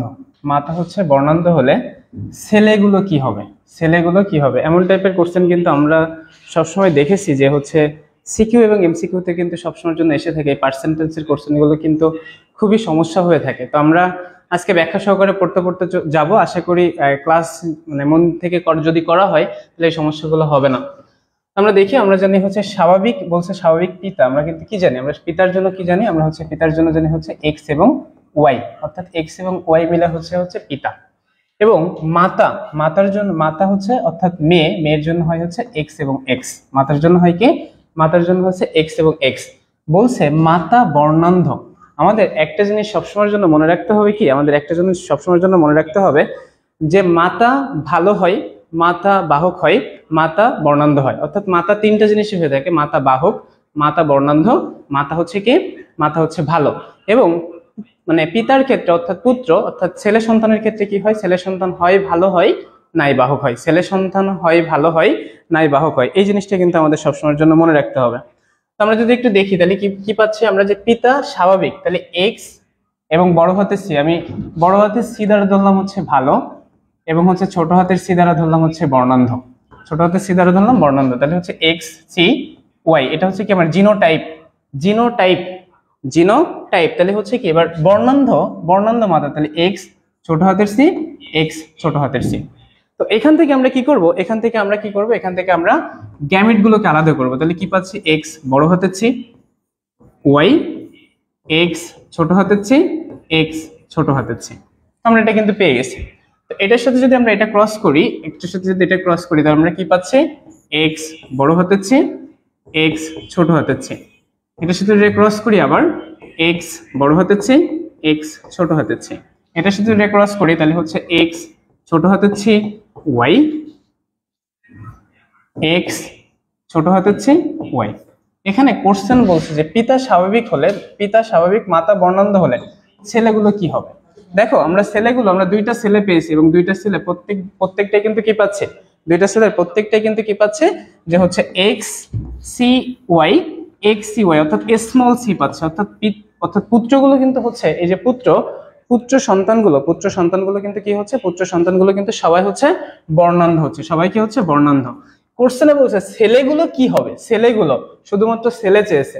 তো যদি ছেলে চাই শুধুমাত্র ছেলে, তাহলে ছেলেগুলো কিন্তু সবাই বর্ণান্ধ হচ্ছে। তাহলে ছেলে কিন্তু 100% যে ছেলে, প্রত্যেকটা ছেলেই কিন্তু হচ্ছে বর্ণান্ধ। কি হচ্ছে, প্রত্যেকটা ছেলে কিন্তু কি হচ্ছে, প্রত্যেকটা ছেলে কিন্তু বর্ণান্ধ হচ্ছে। যাই আমরা পরবর্তী দেখি, এখানে উত্তরটা আমরা দেখে নিই যে 100% বর্ণান্ধ, 100% বর্ণান্ধ কিন্তু আমরা এখানে পেয়ে গেছি। কত পার্সেন্ট বর্ণান্ধ পাইলাম, 100% বর্ণান্ধ। এখানে কিন্তু তাহলে আমাদের কোশ্চেন কিন্তু এমন টাইপের কোশ্চেন কিন্তু আমাদের পরীক্ষাতে আসতে পারে।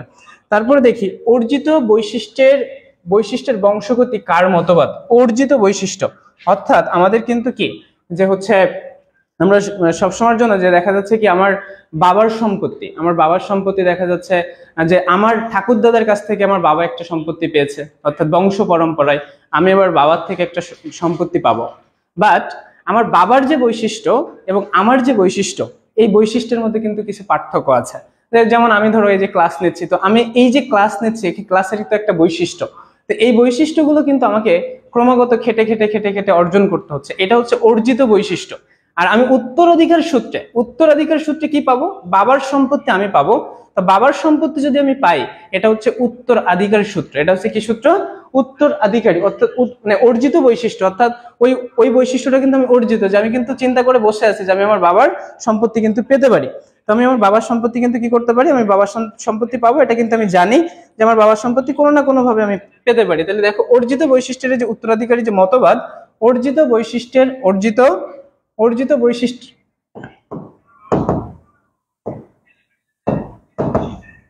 অর্জিত বৈশিষ্ট্যের যে বংশগতির মতবাদ কার, অর্জিত বৈশিষ্ট্যের বংশগতির মতবাদ কিন্তু কার, অর্জিত বৈশিষ্ট্যের বংশগতির মতবাদ কিন্তু হচ্ছে কার, ল্যামার্কের। অর্জিত বৈশিষ্ট্যের বংশগতির মতবাদ হচ্ছে ল্যামার্কের। আর প্রাকৃতিক নির্বাচন মতবাদ দিয়েছে, প্রাকৃতিক নির্বাচন মতবাদ দিয়েছে কিন্তু কে, প্রাকৃতিক নির্বাচন মতবাদ দিয়েছে কিন্তু হচ্ছে ডারউইন। প্রাকৃতিক নির্বাচন মতবাদ, প্রাকৃতিক নির্বাচন মতবাদ, এই প্রাকৃতিক নির্বাচন মতবাদ দিয়েছে কিন্তু হচ্ছে ডারউইন। ল্যামার্ক হচ্ছে অর্জিত বৈশিষ্ট্যের উত্তরাধিকারী মতবাদ। মেন্ডেল হচ্ছে আধুনিক জিনতত্ত্বের জনক হচ্ছে বিজ্ঞানী মেন্ডেল। আধুনিক জিনতত্ত্বের জনক হচ্ছে মেন্ডেল। এবং আমরা যদি বলি জেনেটিক্স, এই জেনেটিক্স মানে জেনেটিক্স যে কথাটা, অর্থাৎ জেনেটিক্সের প্রবক্তা, অর্থাৎ প্রথম জেনেটিক্স সম্পর্কিত কিন্তু ধারণা দেয় হচ্ছে কে, প্রথম জেনেটিক্স সম্পর্কে ধারণা দেয়। এই কোশ্চেনের উত্তরটা একটু দাও তো, সর্বপ্রথম জেনেটিক্স সম্পর্কে ধারণা দেয় কোন বিজ্ঞানী, সর্বপ্রথম জেনেটিক্স সম্পর্কে ধারণা দেয় কোন বিজ্ঞানী, সর্বপ্রথম কিন্তু জেনেটিক্স সম্পর্কে ধারণা দেয় হচ্ছে কি উইলিয়াম বেটসন। সর্বপ্রথম জেনেটিক্স সম্পর্কে ধারণা দেয় কিন্তু উইলিয়াম বেটসন, সর্বপ্রথম জেনেটিক্স সম্পর্কে ধারণা দেয় কিন্তু কে, উইলিয়াম বেটসন। তো তার পরবর্তী যদি কোশ্চেনে চলে আসি,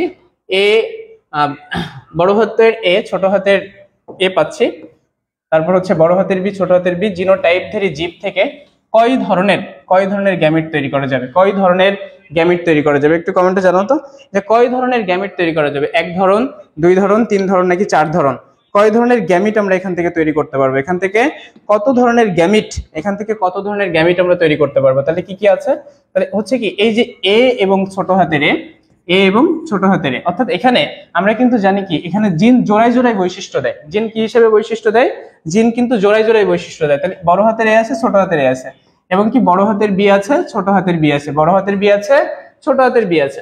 তো এখান থেকে যদি তাহলে কি আমি এখান থেকে যদি আলাদা করি তাহলে হচ্ছে কি এ তারপর হচ্ছে বি, তাহলে এর সাথে যদি বি ক্রস করি তাহলে কি পাচ্ছি, এ বি পাচ্ছি, এর সাথে যদি হচ্ছে বি ক্রস করি তাহলে কি বড় হাতের এ ছোট হাতের বি পাচ্ছি, ছোট হাতের এর সাথে যদি ক্রস করি তাহলে ছোট হাতের ই বড় হাতের বি পাচ্ছি, ছোট হাতের এর সাথে যদি ক্রস করি তাহলে ছোট হাতের এ বি। তাহলে আমরা কিন্তু কয়টা গ্যামেট তৈরি করতে পারছি, তাহলে গ্যামেট সংখ্যা কয়টা হলো, গ্যামেট সংখ্যা কিন্তু 4টা, গ্যামেট সংখ্যা কয়টা হইছে, গ্যামেট সংখ্যা 4টা। এই যে আয়েশা সিদ্দিকা কমেন্ট করছে সেজুতি আক্তার হচ্ছে কি গ্যামেট হবে, গ্যামেট হবে কিন্তু হচ্ছে কি গ্যামেট হবে হচ্ছে কিন্তু 4টা, গ্যামেট কয়টা হবে, গ্যামেট 4টা।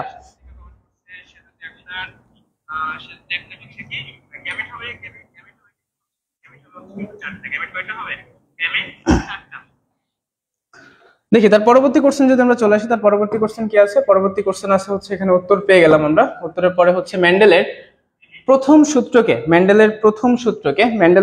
সূত্রকে সমর্থন করে, মেন্ডেলের প্রথম সূত্রকে কি বলে, মেন্ডেলের প্রথম সূত্রকে কি বলে, অর্থাৎ আমরা কিন্তু জানি যে মেন্ডেলের 2টা সূত্র আছে, মেন্ডেলের কয়টা সূত্র আছে, 2টা সূত্র আছে, মেন্ডেলের সূত্র সংখ্যা কয়টা, মেন্ডেলের সূত্র সংখ্যা হচ্ছে 2টা।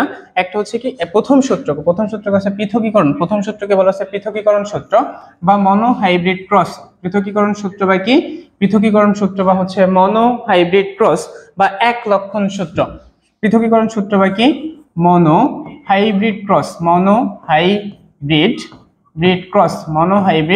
ক্রস। এবং মেন্ডেলের সূত্র সংখ্যা কয়টা, মেন্ডেলের সূত্র সংখ্যা কিন্তু হচ্ছে 2টা, মেন্ডেলের সূত্র সংখ্যা কিন্তু 2টা। তাহলে 2 নাম্বার হচ্ছে সূত্রটা হচ্ছে স্বাধীন সঞ্চালনের সূত্র, অর্থাৎ স্বাধীনভাবে মিলনের সূত্র। মেন্ডেলের দ্বিতীয় সূত্রের নাম হচ্ছে স্বাধীনভাবে মিলনের সূত্র। তাহলে প্রথম সূত্র হচ্ছে পৃথকীকরণ সূত্র আর দ্বিতীয় সূত্র হচ্ছে স্বাধীনভাবে মিলনের সূত্র। দ্বিতীয় সূত্র কিসের সূত্র, দ্বিতীয় সূত্র হচ্ছে স্বাধীনভাবে মিলনের সূত্র, দ্বিতীয় সূত্র হচ্ছে স্বাধীনভাবে মিলনের সূত্র।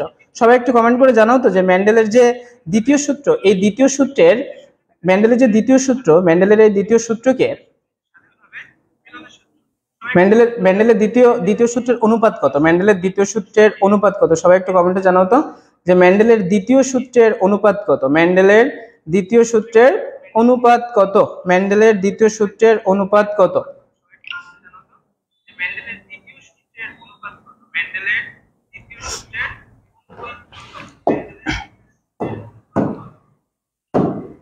আচ্ছা 25 নম্বর কোশ্চেন চলে আসছে কি হিমোফিলে আক্রান্ত মহিলার সম্ভাব্য পিতামাতাকে, এখানে হচ্ছে হিমোফিলে আক্রান্ত মহিলার সম্ভাব্য পিতামাতাকে 1 নম্বর আমরা হচ্ছে ক নম্বর হচ্ছে দেখতে পাচ্ছি কি বাহক মা, হিমোফিলিক বাবা, সুস্থ মা, হিমোফিলিক বাবা, বাহক মা, সুস্থ বাবা, হিমোফিলিক মা, সুস্থ, তারপর হচ্ছে কি সুস্থ বাবা হবে, সুস্থ করা না, এখানে হবে সুস্থ বাবা। এটা একটু কমেন্টে জানাতো যে হিমোফিলিয়ায় আক্রান্ত মহিলার সম্ভাব্য পিতামাতা, অর্থাৎ যে সে যে পিতামাতা থেকে আসছে এখানে সম্ভাব্য পিতামাতাটাকে, যে হিমোফিলিয়া আক্রান্ত মহিলার সম্ভাব্য পিতামাতাটাকে, যে হিমোফিলিয়া আক্রান্ত মহিলার সম্ভাব্য পিতামাতাকে দেখি আমরা প্রথমটা যদি একটু করে দেখি বাহক মা হিমোফিলিক বাবা, তাহলে আমরা যদি এটা যদি করে থাকি বাহক মার ক্ষেত্রে কি মা হচ্ছে বাহক, তাহলে মা হচ্ছে XX, তাহলে X একটা বড় হাতের সি হবে একটা ছোট হাতের সি হবে, কারণ ছোট হাতের সি দ্বারা আমি কি ধরে নেব, ছোট হাতের সি দ্বারা ধরে নেব বাহক, আর সরি ছোট হাতের সি দ্বারা ধরে নেব আমি কি, ছোট হাতের সি দ্বারা ধরে নেব আমি হচ্ছে মানে হিমোফিলিয়া আক্রান্ত এবং বড় হাতের সি দ্বারা ধরে নেব আমি ভালো, যেহেতু বাহক তাহলে একটা হবে ছোট হাতের সি একটা হবে বড় হাতের সি, কারণ কি জিন কিন্তু সবসময় জোড়ায় অবস্থান করে, তাহলে এই হচ্ছে মায়ের সাথে আমি কি ক্রস করবো, মায়ের সাথে হচ্ছে আমি পিতার ক্রস করাবো, তাহলে হচ্ছে X হচ্ছে কি হিমোফিলিক বাবা, অর্থাৎ বাবা কিন্তু হিমোফিলিয়ায় আক্রান্ত, অর্থাৎ বাবা কিন্তু প্রকট বৈশিষ্ট্য দিচ্ছে এখানে, বাবা যদি প্রকট বৈশিষ্ট্য দেয় তাহলে হচ্ছে x ছোট হাতের চেয়ে y, x ছোট হাতের চেয়ে y। তো এখান থেকে আমি কি আলাদা করে নেব, যদি আমি দেখি এখান থেকে আমি গ্যামেট গুলো আলাদা করে নেব। x ছোট হাতের চেয়ে x বড় হাতের চেয়ে, ক্রস হচ্ছে x ছোট হাতের চেয়ে x, তারপর হচ্ছে y, x তারপর হচ্ছে কি y। তো এটার সাথে যদি এটা ক্রস করি, অর্থাৎ x ছোট হাতের চেয়ে সাথে যদি x ছোট হাতের চেয়ে ক্রস করি তাহলে হচ্ছে x ছোট হাতের চেয়ে x ছোট হাতের চেয়ে, তারপরে যদি এটার সাথে যদি ক্রস করি তাহলে x ছোট হাতের চেয়ে y, x ছোট হাতের চেয়ে x ছোট হাত, x বড় হাতের চেয়ে x ছোট হাতের চেয়ে, তারপর হচ্ছে x বড় হাতের চেয়ে y, x বড় হাতের চেয়ে y। তাহলে এখানে দেখতে পাচ্ছি কি প্রথম যেটা পাইলাম আমরা, প্রথম যেটা পাইলাম সেটা কিন্তু দেখলাম হচ্ছে কি যে এটা কিন্তু হিমোফিলিয়া আক্রান্ত মহিলা, হিমোফিলিয়া আক্রান্ত। আর এই দুইটা কিন্তু কি পিতা কখনো কিন্তু বাহক হয় না, তাহলে পিতা কিন্তু এটা হচ্ছে কি হিমোফিলিয়া আক্রান্ত। কন্যা একটা এখানে কি পাচ্ছে, কন্যা একটা এখানে কিন্তু কি পাচ্ছে, একটা কন্যা কিন্তু এখানে আবার বাহক পাচ্ছে, তাহলে কন্যা কিন্তু বাহক পাচ্ছে আর পিতা কিন্তু একটা ভালো পাচ্ছে। তাইলে এখানে কিন্তু তাহলে সম্ভাব্য এখানে কিন্তু আমরা উত্তর পেয়ে গেলাম। তাহলে হচ্ছে বাহক হবে মা এবং হিমোফিলিক হবে কি, হিমোফিলিক হবে বাবা, হিমোফিলিক হবে কে, হিমোফিলিক কিন্তু বাবা। অর্থাৎ আমার আর করার কোনো প্রশ্নই আসে না, আমরা কিন্তু উত্তরটা পেয়ে গেছি,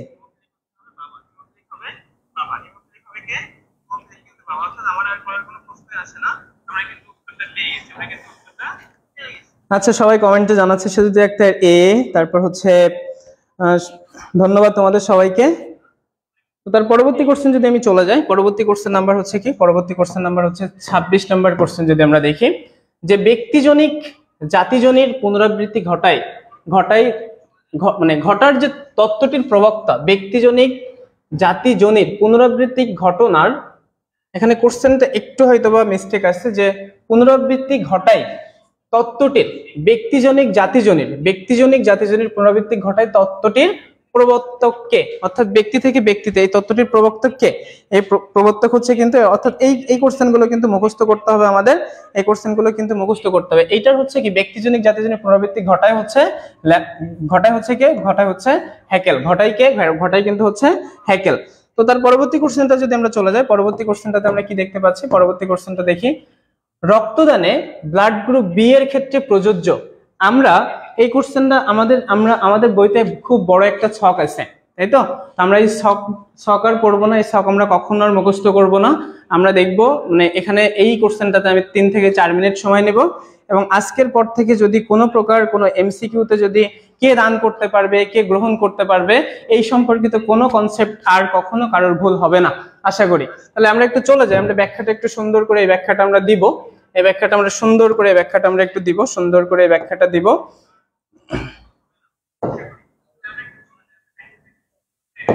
আচ্ছা, তো আমরা কিন্তু কি জানি, আমাদের কিন্তু রক্তের গ্রুপিং করা হয়, কিন্তু করা হয় কিসের উপর ভিত্তি করে, রক্তের গ্রুপিং করা হয় কিন্তু কিসের উপর ভিত্তি করে, অ্যান্টিজেনের উপর ভিত্তি করে। কিসের উপর ভিত্তি করে, অ্যান্টিজেনের উপর ভিত্তি করে। এইটা একটু সবাই যারা লাইভ দেখতেছে এটা একটু সবাই সুন্দর করে একটু শোনো। আমার বিশ্বাস যে এখান থেকে কোনো এমসিকিউ আসলে আর কখনো কোনো রূপ ভুল হবে না। তাহলে আমরা কিন্তু কি দেখতে পাচ্ছি, আমরা একটা লোহিত রক্তকণিকা আঁকিয়েছি। তো আমি খুবই সুন্দর ছবি আঁকাই, আরবিসি অর্থাৎ লোহিত রক্তকণিকা। এই যে লোহিত রক্তকণিকার যে মেমব্রেন, এই অর্থাৎ প্রত্যেকটা লোহিত রক্তকণিকার কিন্তু একটা কোষ। তাহলে আমরা কিন্তু জানি প্রত্যেকটা কোষের কিন্তু একটা হচ্ছে ঝিল্লি বা পর্দা থাকে, একটা ঝিল্লি বা পর্দা থাকে। তো এই যে লোহিত রক্তকণিকার মেমব্রেনে যদি এ নামক অ্যান্টিজেন থাকে, কি নামক অ্যান্টিজেন, লোহিত রক্তকণিকার মেমব্রেনে যদি এ নামক অ্যান্টিজেন থাকে, রক্তের গ্রুপ হবে কিন্তু এ। লোহিত রক্তকণিকার মেমব্রেনে যদি বি নামক অ্যান্টিজেন থাকে, কি নামক অ্যান্টিজেন, বি নামক অ্যান্টিজেন থাকে, তাহলে কিন্তু রক্তের গ্রুপ হবে বি। লোহিত রক্তকণিকার মেমব্রেনে যদি এ এবং বি দুইটা অ্যান্টিজেনে উপস্থিত থাকে, তাহলে কিন্তু রক্তের গ্রুপ হবে কিন্তু এ এবং বি। এবং এর পাশাপাশি যদি কোনো প্রকার কোনো অ্যান্টিজেন না থাকে তখন কিন্তু হবে হচ্ছে কি ও। যদি কোনো অ্যান্টিজেন না থাকে তখন কিন্তু আমরা কি ধরে নেব, ও। এবার এর পাশাপাশি আসি, আমরা কিন্তু আরেকটা জিনিস জানি, আমাদের কিন্তু এই মেমব্রেনে অর্থাৎ লোহিত রক্তকণিকার যে মেমব্রেন, এই মেমব্রেনে কিন্তু আরো একটা জিনিস থাকে, সেটা হচ্ছে কি আরএইচ ফ্যাক্টর। কি ফ্যাক্টর, আরএইচ ফ্যাক্টর। তাহলে দেখো যদি আরএইচ ফ্যাক্টর যদি থাকে, আরএইচ ফ্যাক্টর থাকলে কি হবে, রক্তের গ্রুপ হবে পজিটিভ। আরএইচ ফ্যাক্টর যদি থাকে, আর ইস ফ্যাক্টর থাকলে রক্তের গ্রুপ হবে পজিটিভ। আর ইস ফ্যাক্টর না থাকলে রক্তের গ্রুপ হবে নেগেটিভ। আর ইস ফ্যাক্টর না থাকলে রক্তের গ্রুপ হবে নেগেটিভ, রক্তের গ্রুপ হবে নেগেটিভ। তাহলে আমরা কিন্তু প্রথমে কি বলছি, আরবিসির মেমব্রেনে যদি এ থাকে অর্থাৎ এ অ্যান্টিজেন থাকে রক্তের গ্রুপ হবে এ। আরবিসির মেমব্রেনে যদি বি অ্যান্টিজেন থাকে রক্তের গ্রুপ হবে বি। যদি এ বি উভয় অ্যান্টিজেন উপস্থিত থাকে তখন হবে এ বি, এবং যদি কিছু না থাকে তখন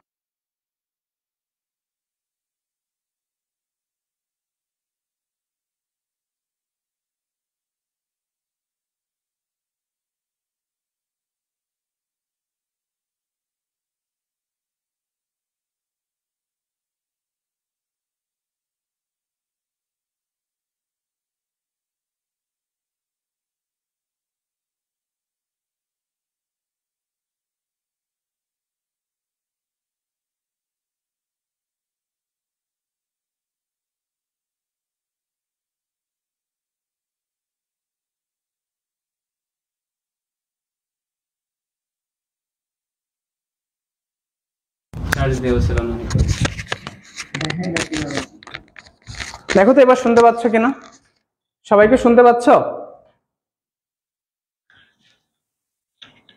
শোনা যাচ্ছে?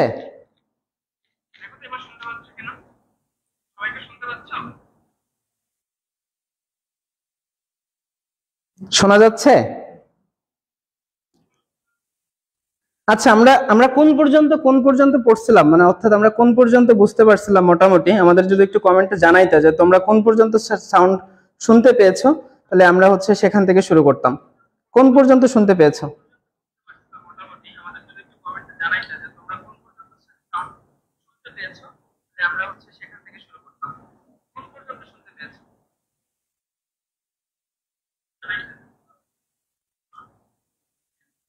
প্লাস প্লাস, আচ্ছা আচ্ছা, ঠিক আছে, ওকে ওকে। তো দেখো হচ্ছে যদি আমরা কিন্তু কি জানি যে হচ্ছে যে লোহিত রক্তকণিকার যে মেমব্রেন, এই মেমব্রেনে যদি আরএস ফ্যাক্টর থাকে, অর্থাৎ লোহিত রক্তকণিকার মেমব্রেনে যদি আরএস ফ্যাক্টর থাকে, আরএস ফ্যাক্টর থাকলে তাহলে হচ্ছে যদি এর পাশাপাশি যদি আরএস ফ্যাক্টর থাকে তাহলে দেখো রক্তের গ্রুপ হবে এ পজিটিভ। যদি এর অ্যান্টিজেন আছে বাট কি আরএস ফ্যাক্টর নাই তাহলে কিন্তু কি হবে এ নেগেটিভ। তাহলে কিন্তু আমরা এইভাবে সবগুলো লিখে ফেলতে পারি।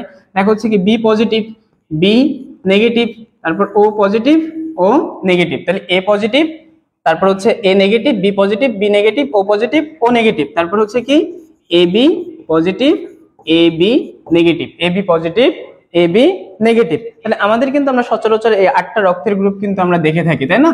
তো রক্তের গ্রুপ কিন্তু 8টা কিন্তু আমরা দেখে থাকি।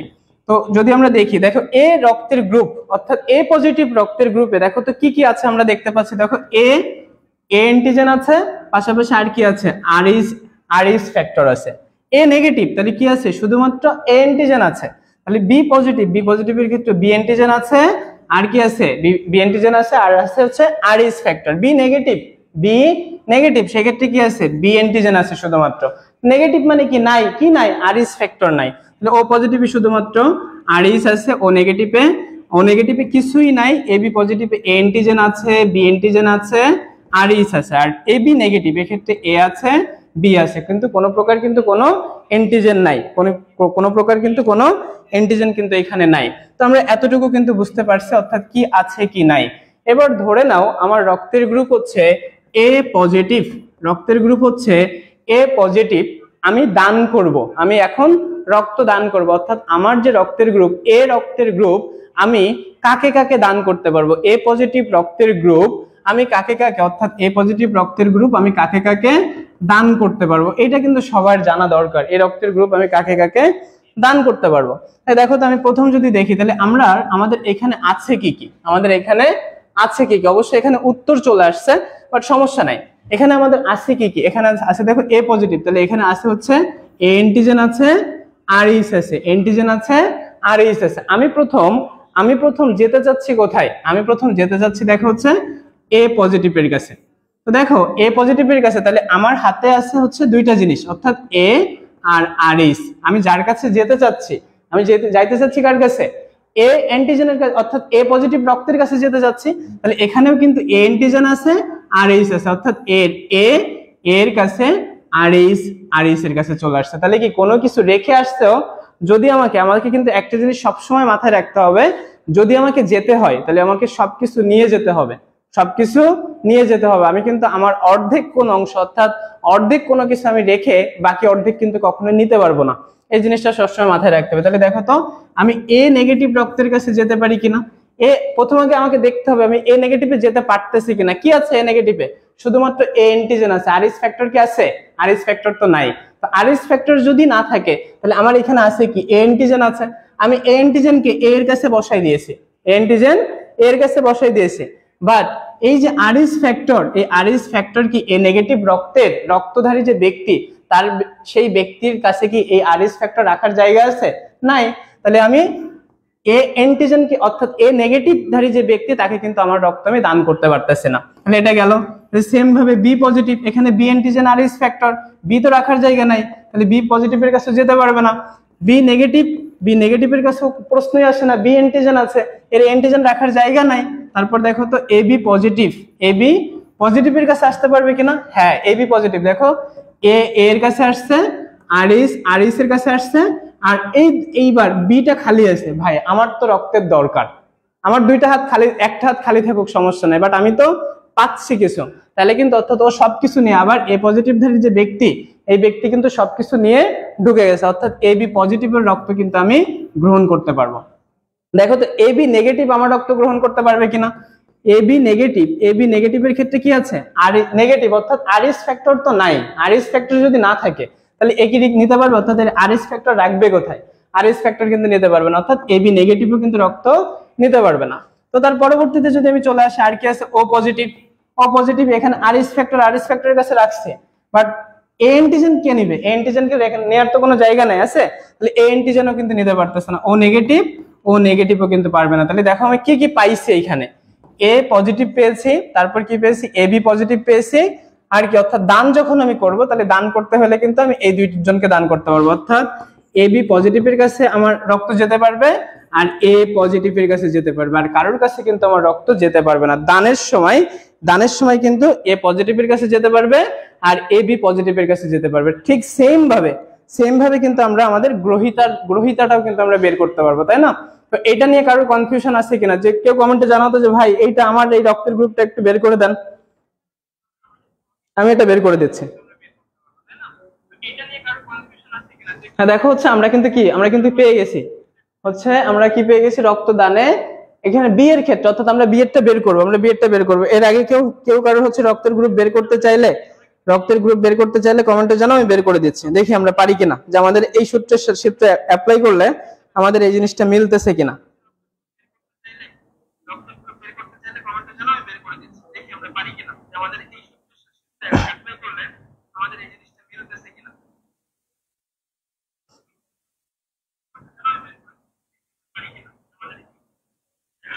আচ্ছা, কোনটা বের করবো একটু কমেন্টে জানাও, কোনটা বের করবো একটু কমেন্টে জানাও। এ শুধু এ তো হবে না, হয় এ পজিটিভ হবে, নাই বি পজিটিভ হবে, এরকম কোনো কিছু তো হবে।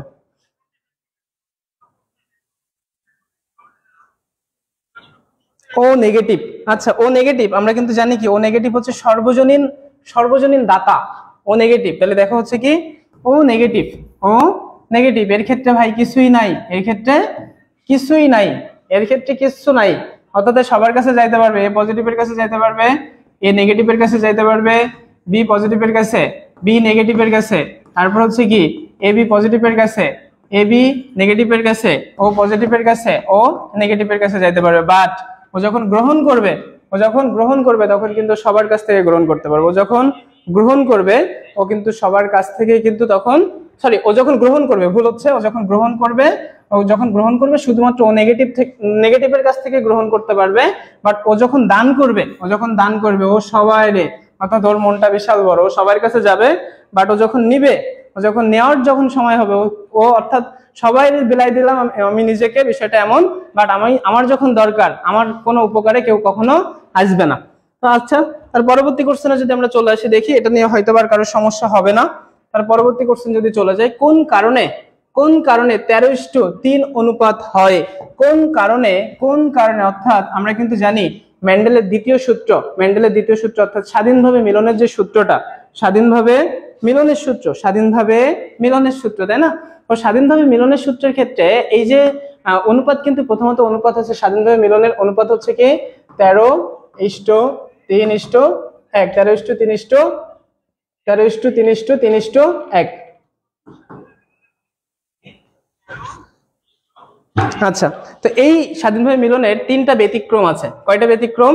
তিনটা ব্যতিক্রম। তো এই তিনটা ব্যতিক্রমের ক্ষেত্রে এপিস্ট্যাটিক জিন যেটা, এই এপিস্ট্যাটিক জিন অর্থাৎ প্রকট এপিস্ট্যাটিক যেটা, এই এপিস্ট্যাটিক জিনের অনুপাত কিন্তু এপিস্ট্যাটিক জিনের অনুপাত কিন্তু হচ্ছে কত? এপিস্ট্যাটিক জিনের অনুপাত কিন্তু হচ্ছে 13:3। এপিস্ট্যাটিক জিনের অনুপাত কত? এপিস্ট্যাটিক জিনের অনুপাত হচ্ছে 13:3। পরিপূরক জিনের অনুপাত হচ্ছে 9:7। পরিপূরক জিনের অনুপাত কত? পরিপূরক জিনের অনুপাত হচ্ছে 9:7। আর হচ্ছে লিথাল জিনের অনুপাত কত? লিথাল জিনের অনুপাত হচ্ছে 2:1। তোমরা বলো তো যে লিথাল জিনের প্রভাবকে কি বলা হয়? লিথাল জিনের প্রভাবকে কি বলা হয়? লিথাল জিনের প্রভাবকে কি বলা হয়? লিথাল জিনের প্রভাবকে কি বলা হয়?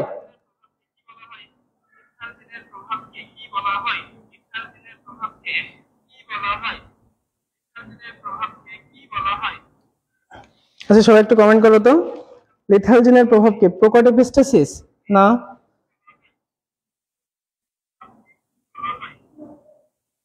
এমডি আবু তাসলিম উত্তর দিয়েছে লিথালিটি। হ্যাঁ, লিথাল জিনের প্রভাবকে কি বলা হয়? লিথাল জিনের প্রভাবকে লিথালিটি বলা হয়। লিথাল জিনের প্রভাবকে বলা হয় লিথালিটি। আয়েশা সিদ্দিকা, লিথাল জিনের প্রভাবকে কি বলা হয়? লিথালিটি বলা হয়। কোনটি আচ্ছা, তার পরবর্তী কোশ্চেন, কোনটি জীবিত? কোনটি জীবিত? কোনটি জীবিত? মেরিকোহিপ্পাস, মেসোহিপ্পাস, ইকুয়াস, ইওহিপ্পাস, অর্থাৎ কোনটি জীবিত? কোনটি জীবিত? কোনটি জীবিত? এখানে কোনটি জীবিত? যে মেরিকোহিপ্পাস, মেসোহিপ্পাস, ইকুয়াস নাকি ইওহিপ্পাস, এর মধ্যে কোন শ্রেণীটা, অর্থাৎ এর মধ্যে কোনটি জীবিত? কোনটি জীবিত? আমরা উত্তর অবশ্যই পেয়ে গেছি। উত্তর দিয়েছে আয়েশা সিদ্দিকা, এমডি আবু তাসলিম, তারপর হচ্ছে সেজুতি আক্তার, সবাই হচ্ছে উত্তর দিয়েছে যে ইকুয়াস। ইকুয়াস হচ্ছে কি? ইকুয়াস হচ্ছে জীবিত। ইকুয়াস কি? ইকুয়াস হচ্ছে জীবিত। ইকুয়াস হচ্ছে কি? ইকুয়াস হচ্ছে জীবিত। ইকুয়াস হচ্ছে জীবিত। তার পরবর্তী কোশ্চেনটা যদি আমি চলে যাই, পরবর্তী কোশ্চেন কি আছে? হিমোফিলিয়া বাহক মা, হিমোফিলিয়া বাহক মা, বাহক মা, স্বাভাবিক বাবা, স্বাভাবিক বাবা, স্বাভাবিক পিতা হচ্ছে স্বাভাবিক, এবং হচ্ছে কি এর কোন সন্তানটি হবে হিমোফিলিয়া আক্রান্ত? কোন সন্তানটি? কোনটি হিমোফিলিয়া আক্রান্ত? কোনটি হিমোফিলিয়া আক্রান্ত হবে? আমরা কিন্তু এটা দেখতেই পাচ্ছি। দেখি তো এটার উত্তর কে দিতে পারে? এটার উত্তর একেবারে সোজা, এখানে সবকিছুই করা আছে, যে বাবা মা, এখানে সবকিছু ধরে নেওয়া আছে। এর মধ্যে কোন সন্তানটি হিমোফিলিয়া আক্রান্ত হবে? কোন সন্তানটি হিমোফিলিয়া আক্রান্ত হবে? কোন সন্তানটি হিমোফিলিয়া আক্রান্ত হবে? তো 30-এর উত্তর হচ্ছে কি? 30-এর উত্তর সবাই একটু কমেন্টে জানাও দেখি 30-এর উত্তর কোনটা হবে। 30 নাম্বার দিয়েই লেখো সবাই, 30 নাম্বার দিয়েই লিখো সবাই যে 30 নম্বরের উত্তর কোনটা। এখানে কি বলা আছে? যে হিমোফিলিয়া বাহক মা, অর্থাৎ বাহক, নট হচ্ছে, আমি কিন্তু কি বলছি, মাথা তিনটা জিনিসই হতে পারে। মাথা বাহক হয়, মাথা ভালো হয়, মাথা খারাপ হয়। এখানে কিন্তু মাথা কি হচ্ছে? মাথা কিন্তু বাহ্যিকভাবে ভালোর বৈশিষ্ট্য দিয়ে যাচ্ছে, বাট মাথার ভেতরে কিন্তু রোগটা আছে সুপ্ত অবস্থায়। এবং কি পিতা হচ্ছে স্বাভাবিক, পিতা হচ্ছে কি স্বাভাবিক।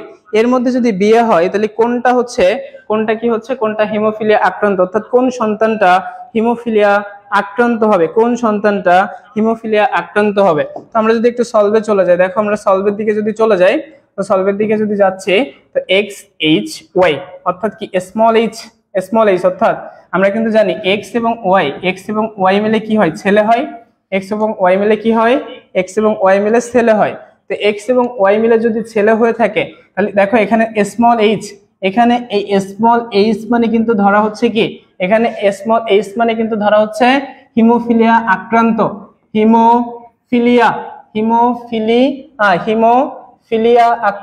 হিমোফিলিয়া আক্রান্ত। আর বড় হাতের এইচ দ্বারা কিন্তু ধরা হচ্ছে কি ভালো, অর্থাৎ কি বড় হাতের এইচ দ্বারা ধরা হচ্ছে ভালো, বড় হাতের এইচ দ্বারা ভালো। তাহলে এখানে পিতার ক্ষেত্রে যদি আমি দেখি, অর্থাৎ প্রথম যে সন্তানটা আমরা পাচ্ছি সেটা কিন্তু এখানে একটা কিন্তু কি দেখতে পাচ্ছি, একটা দেখতে পাচ্ছি কিন্তু বাহক। একটা যদি এখানে অর্থাৎ এক্স এইসে প্রথম বাহক দেখলাম আমি, ওয়াই তো কোনো জিন ধরবে না, তাহলে ওয়াই কোনো বৈশিষ্ট্য দিচ্ছে না, তাহলে কিন্তু অর্থাৎ এক্স ওয়াই মিলে হবে ছেলে, তাহলে এটা কিন্তু কি হচ্ছে আক্রান্ত, এটা হচ্ছে আক্রান্ত। তাহলে কিন্তু আমি সন্তানটি হিমোফিলিয়া আক্রান্ত হবে, অর্থাৎ ছেলে সন্তানটি কিন্তু কি হইলো, হিমোফিলিয়া আক্রান্ত হইলো। ছেলে সন্তানটি কি হয়েছে, ছেলে সন্তানটি কিন্তু হিমোফিলিয়া আক্রান্ত হয়েছে। তো তার পরবর্তী কোশ্চেন যদি আমরা চলে যাই, পরবর্তী কোশ্চেন কি আছে যদি আমরা একটু দেখি। পরবর্তী কোশ্চেন হচ্ছে সম্পূর্ণ 4 প্রকোষ্ঠ বিশিষ্ট হৃৎপিণ্ড কোন সরীসৃপে দেখতে পাওয়া যায় আর কি। আমরা কিন্তু জানি সরীসৃপের যে হৃৎপিণ্ড, সরীসৃপের হৃৎপিণ্ড কিন্তু হয়ে থাকে হচ্ছে অসম্পূর্ণ 4 প্রকোষ্ঠ বিশিষ্ট। সরীসৃপের হৃৎপিণ্ড হয়ে থাকে অসম্পূর্ণ 4 প্রকোষ্ঠ বিশিষ্ট। এর সরীসৃপের হচ্ছে অগ্রপদ এবং পশ্চাৎপদে নখরযুক্ত কিন্তু 5টি করে আঙুল থাকে। কতটি করে আঙুল থাকে, নখরযুক্ত, অর্থাৎ এদের আঙুলে নখযুক্ত, অর্থাৎ আঙুলগুলো কেমন হবে, নখযুক্ত, এজন্য বললাম নখরযুক্ত আঙুল থাকবে। হৃৎপিণ্ড থাকবে অসম্পূর্ণ 4 প্রকোষ্ঠ বিশিষ্ট। অসম্পূর্ণ 4 প্রকোষ্ঠ বিশিষ্ট হৃৎপিণ্ড থাকবে কিন্তু সরীসৃপের। কার থাকবে, সরীসৃপের। তো সরীসৃপের অসম্পূর্ণ 4 প্রকোষ্ঠ বিশিষ্ট হৃৎপিণ্ড হওয়া সত্ত্বেও, সরীসৃপের অসম্পূর্ণ 4 প্রকোষ্ঠ বিশিষ্ট হৃৎপিণ্ড হওয়া সত্ত্বেও কুমির কিন্তু ব্যতিক্রম, কুমির কিন্তু ব্যতিক্রম। কুমিরের হৃৎপিণ্ড কিন্তু সম্পূর্ণ 4 প্রকোষ্ঠ বিশিষ্ট। কুমিরের হৃৎপিণ্ড সম্পূর্ণ 4 প্রকোষ্ঠ বিশিষ্ট। কুমিরের হৃৎপিণ্ড সম্পূর্ণ 4 প্রকোষ্ঠ বিশিষ্ট। দেখি তার পরবর্তী কোশ্চেনটা যদি আমরা চলে যাই, পরবর্তী যে জিন নন অ্যালিলিক জিনের বৈশিষ্ট্য প্রকাশে বাধা দেয়, নন অ্যালিলিক জিনের বৈশিষ্ট্য প্রকাশে বাধা দেয় তাকে কি বলে, যে জিন নন অ্যালিলিক জিনের বৈশিষ্ট্য প্রকাশে বাধা দেয় তাকে কি বলে,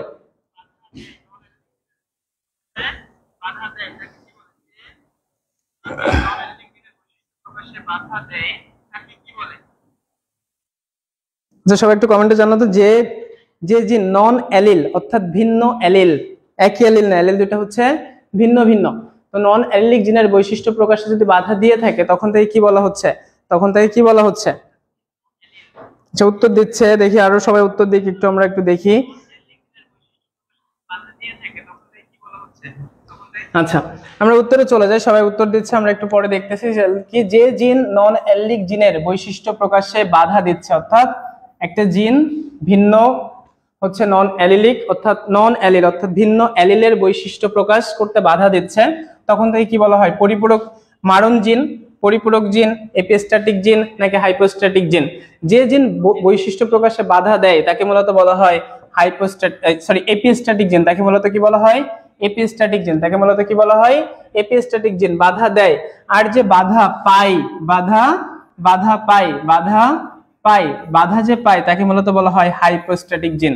অর্থাৎ যে বাধা দিচ্ছে তাকে বলা হচ্ছে এপিস্ট্যাটিক জিন, যে বাধা দিচ্ছে তাকে বলা হচ্ছে এপিস্ট্যাটিক জিন। আর যে জিনটা বৈশিষ্ট্য প্রকাশে বাধা পায় তাকে বলা হচ্ছে হাইপোস্ট্যাটিক জিন। যে জিনটা বৈশিষ্ট্য প্রকাশে বাধা পায় তাকে মূলত বলা হয় হাইপোস্ট্যাটিক জিন। আচ্ছা তার পরবর্তী কোশ্চেনটাতে যদি আমরা চলে যাই, পরবর্তী কোশ্চেন কি আছে, পরবর্তী কোশ্চেন আছে হচ্ছে স্বাভাবিক দৃষ্টিসম্পন্ন অর্থাৎ বাহক নয় স্ত্রী এবং বর্ণান্ধ পুরুষের মধ্যে বিয়ে হলে তাদের কন্যা সন্তানের স্বাভাবিক দৃষ্টিসম্পন্ন হওয়ার সম্ভাবনার হার কত। এটা একটু সবাই একটু হচ্ছে করে দেখাও তো, আমি একটু পরে এটার উত্তর করব, বাট সবাই একটু উত্তর করো, দেখি কমেন্টে সবাই একটু জানাও।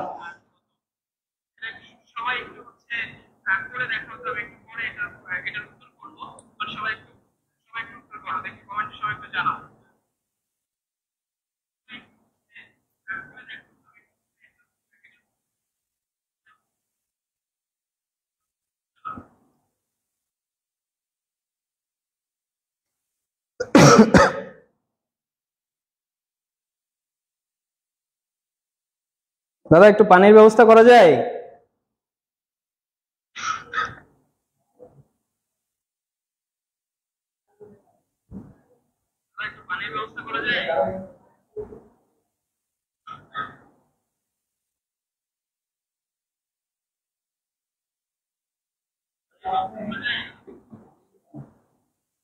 আচ্ছা তাহলে হচ্ছে কি স্বাভাবিক দৃষ্টি সম্পন্ন স্ত্রী, স্বাভাবিক দৃষ্টি সম্পন্ন স্ত্রী অর্থাৎ স্ত্রী স্বাভাবিক, এ বাহক না, এ খারাপ না, এ ভালো। তাহলে আমি যদি ধরি দৃষ্টি সম্পর্কে যদি বড় হাতের সি দ্বারা ধরলাম আমি ভালো, আর ছোট হাতের সি দ্বারা ধরলাম আমি ধরো খারাপ অর্থাৎ বর্ণান্ধ। খারাপ ধরলাম। তাহলে কি বলছে যে স্বাভাবিক দৃষ্টি সম্পন্ন স্ত্রী, তাহলে স্ত্রী যদি হয় এক্স বড় হাতের চেয়ে, এক্স বড় হাতের চেয়ে। তারপরে কি বলছে বর্ণান্ধ অর্থাৎ পুরুষ খারাপ, বর্ণান্ধ পুরুষের মধ্যে বিয়ে, তাহলে এক্স ছোট হাতের চেয়ে ওয়াই, এক্স ছোট হাতের চেয়ে ওয়াই। তো এখান থেকে আমি কি আলাদা করব, এখান থেকে আমি মূলত প্রথমত গ্যামেট গুলোকে আলাদা করবো। তাহলে এক্স বড় হাতের চেয়ে, এক্স বড় হাতের চেয়ে, এক্স ছোট হাতের চেয়ে বড় হাতের ওয়াই। তো এটার সাথে যদি আমি এটা ক্রস করি তাহলে দেখো এক্স বড় হাতের চেয়ে এক্স ছোট হাতের চেয়ে পাচ্ছে, তারপরে কি পাচ্ছে এক্স বড় হাতের চেয়ে ওয়াই, তারপরে কি পাচ্ছে এক্স বড় হাতের চেয়ে এক্স ছোট হাতের চেয়ে, তারপরে কি পাচ্ছে দেখো এক্স বড় হাতের চেয়ে ওয়াই, এক্স বড় হাতের চেয়ে ওয়াই। তাহলে আমরা সন্তানগুলো পাচ্ছি। তাহলে দেখো এটা কি হচ্ছে, এটা হচ্ছে বাহক কন্যা, বাহক কন্যা। এখানে ভালো পুত্র, ভালো পুত্র, এটা হচ্ছে কি হচ্ছে বাহক, বাহক কন্যা, এটা কিন্তু ভালো পুত্র, ভালো পুত্র, ভালো পুত্র। তাহলে আমরা কিন্তু যে 4টা সন্তান পাইলাম এই 4টার মধ্যে পুত্র ভালো পাইছে হচ্ছে 50%। আমার বলছে যে স্বাভাবিক দৃষ্টি সম্পন্ন কন্যা, স্বাভাবিক দৃষ্টি সম্পন্ন, বাট কোন কন্যা স্বাভাবিক দৃষ্টি সম্পন্নকে আমি পেয়েছি? কোন কন্যা কি একেবারে সম্পূর্ণ ভালো? আমি দুইটা, দেখো আমি দুইটা কন্যা পেয়েছি, দুইটা কন্যা পেয়েছি। কয়টা কন্যা পেয়েছি? দুইটা কন্যা পেয়েছি। বাট এই দুইটা কন্যার মধ্যে, এই দুইটা কন্যার মধ্যে এই দুইটা কন্যাই কিন্তু হচ্ছে বাহক, খারাপও না ভালোও না, বাট বাহক। বাহ্যিকভাবে ভালোর বৈশিষ্ট্য দিয়ে থাকলেও, বাহ্যিকভাবে ভালোর বৈশিষ্ট্য দিয়ে থাকলেও বাট সে কিন্তু আসলেই ভালো না, সে কিন্তু বাহক। অর্থাৎ উত্তর কিন্তু হচ্ছে 0%, উত্তর কিন্তু 0%। এই পার্সেন্টেজের কোশ্চেন কিন্তু খুব এসে থাকে, অর্থাৎ এই কোশ্চেন গুলো কিন্তু কোনোভাবে ভুল করা যাবে না, এই কোশ্চেন গুলো কিন্তু কোনোভাবে ভুল করা যাবে না।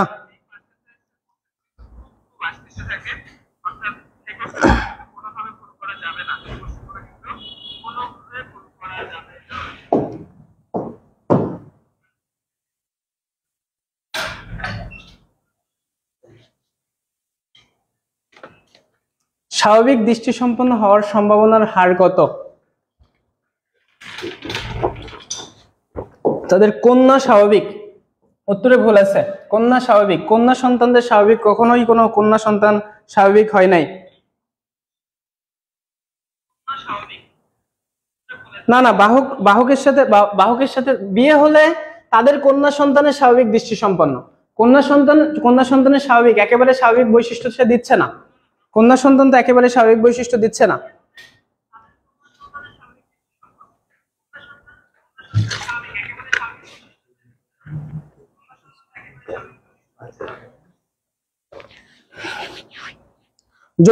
যদি কোশ্চেনে বলতো বাহক কিন্তু স্বাভাবিক, যদি কোশ্চেন বলতো বাহক কিন্তু স্বাভাবিক, সেই ক্ষেত্রে আমার উত্তর কত হইতো?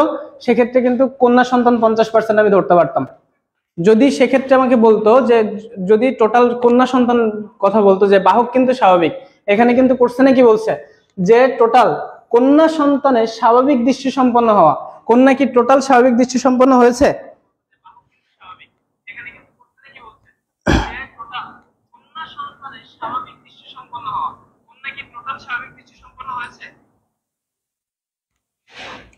আচ্ছা, তার পরবর্তী কোশ্চেন আমরা চলে যাই। পরবর্তী কোশ্চেন কি আছে? The theory of natural selection মতবাদটি কোন পুস্তকে প্রকাশিত? কোন পুস্তকে প্রকাশিত? থিওরি অফ ন্যাচারাল সিলেকশন মতবাদটি কোন পুস্তকে প্রকাশিত?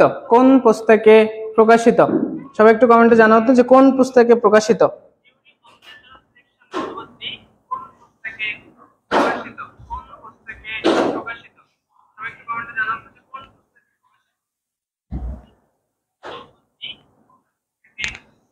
আচ্ছা, origin of species, origin of species হচ্ছে পুস্তকে প্রকাশিত। এগুলো মুখস্থ করছেন, এগুলো নিয়ে খুব বেশি ব্যাখ্যার কোনো কিছু নাই।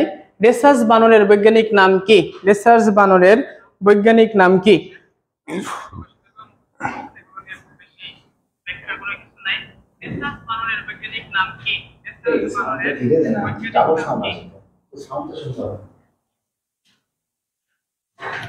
রেসার্চ বানরের বৈজ্ঞানিক নাম কি?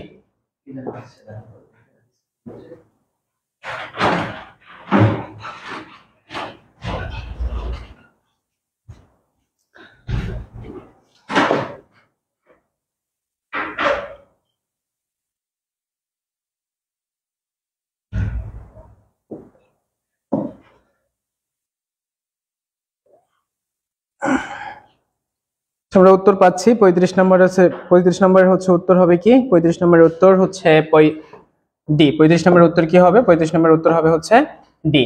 আচ্ছা, তার পরবর্তী কোশ্চেন যদি আমরা চলে যাই, পরবর্তী কোশ্চেন কি আছে? পরবর্তী কোশ্চেন আছে হচ্ছে ডাইহাইব্রিড ক্রোমো এর মেন্ডেলীয় অনুপাত কত? অর্থাৎ ডাইহাইব্রিড মানে হচ্ছে দ্বিলক্ষণ সূত্র।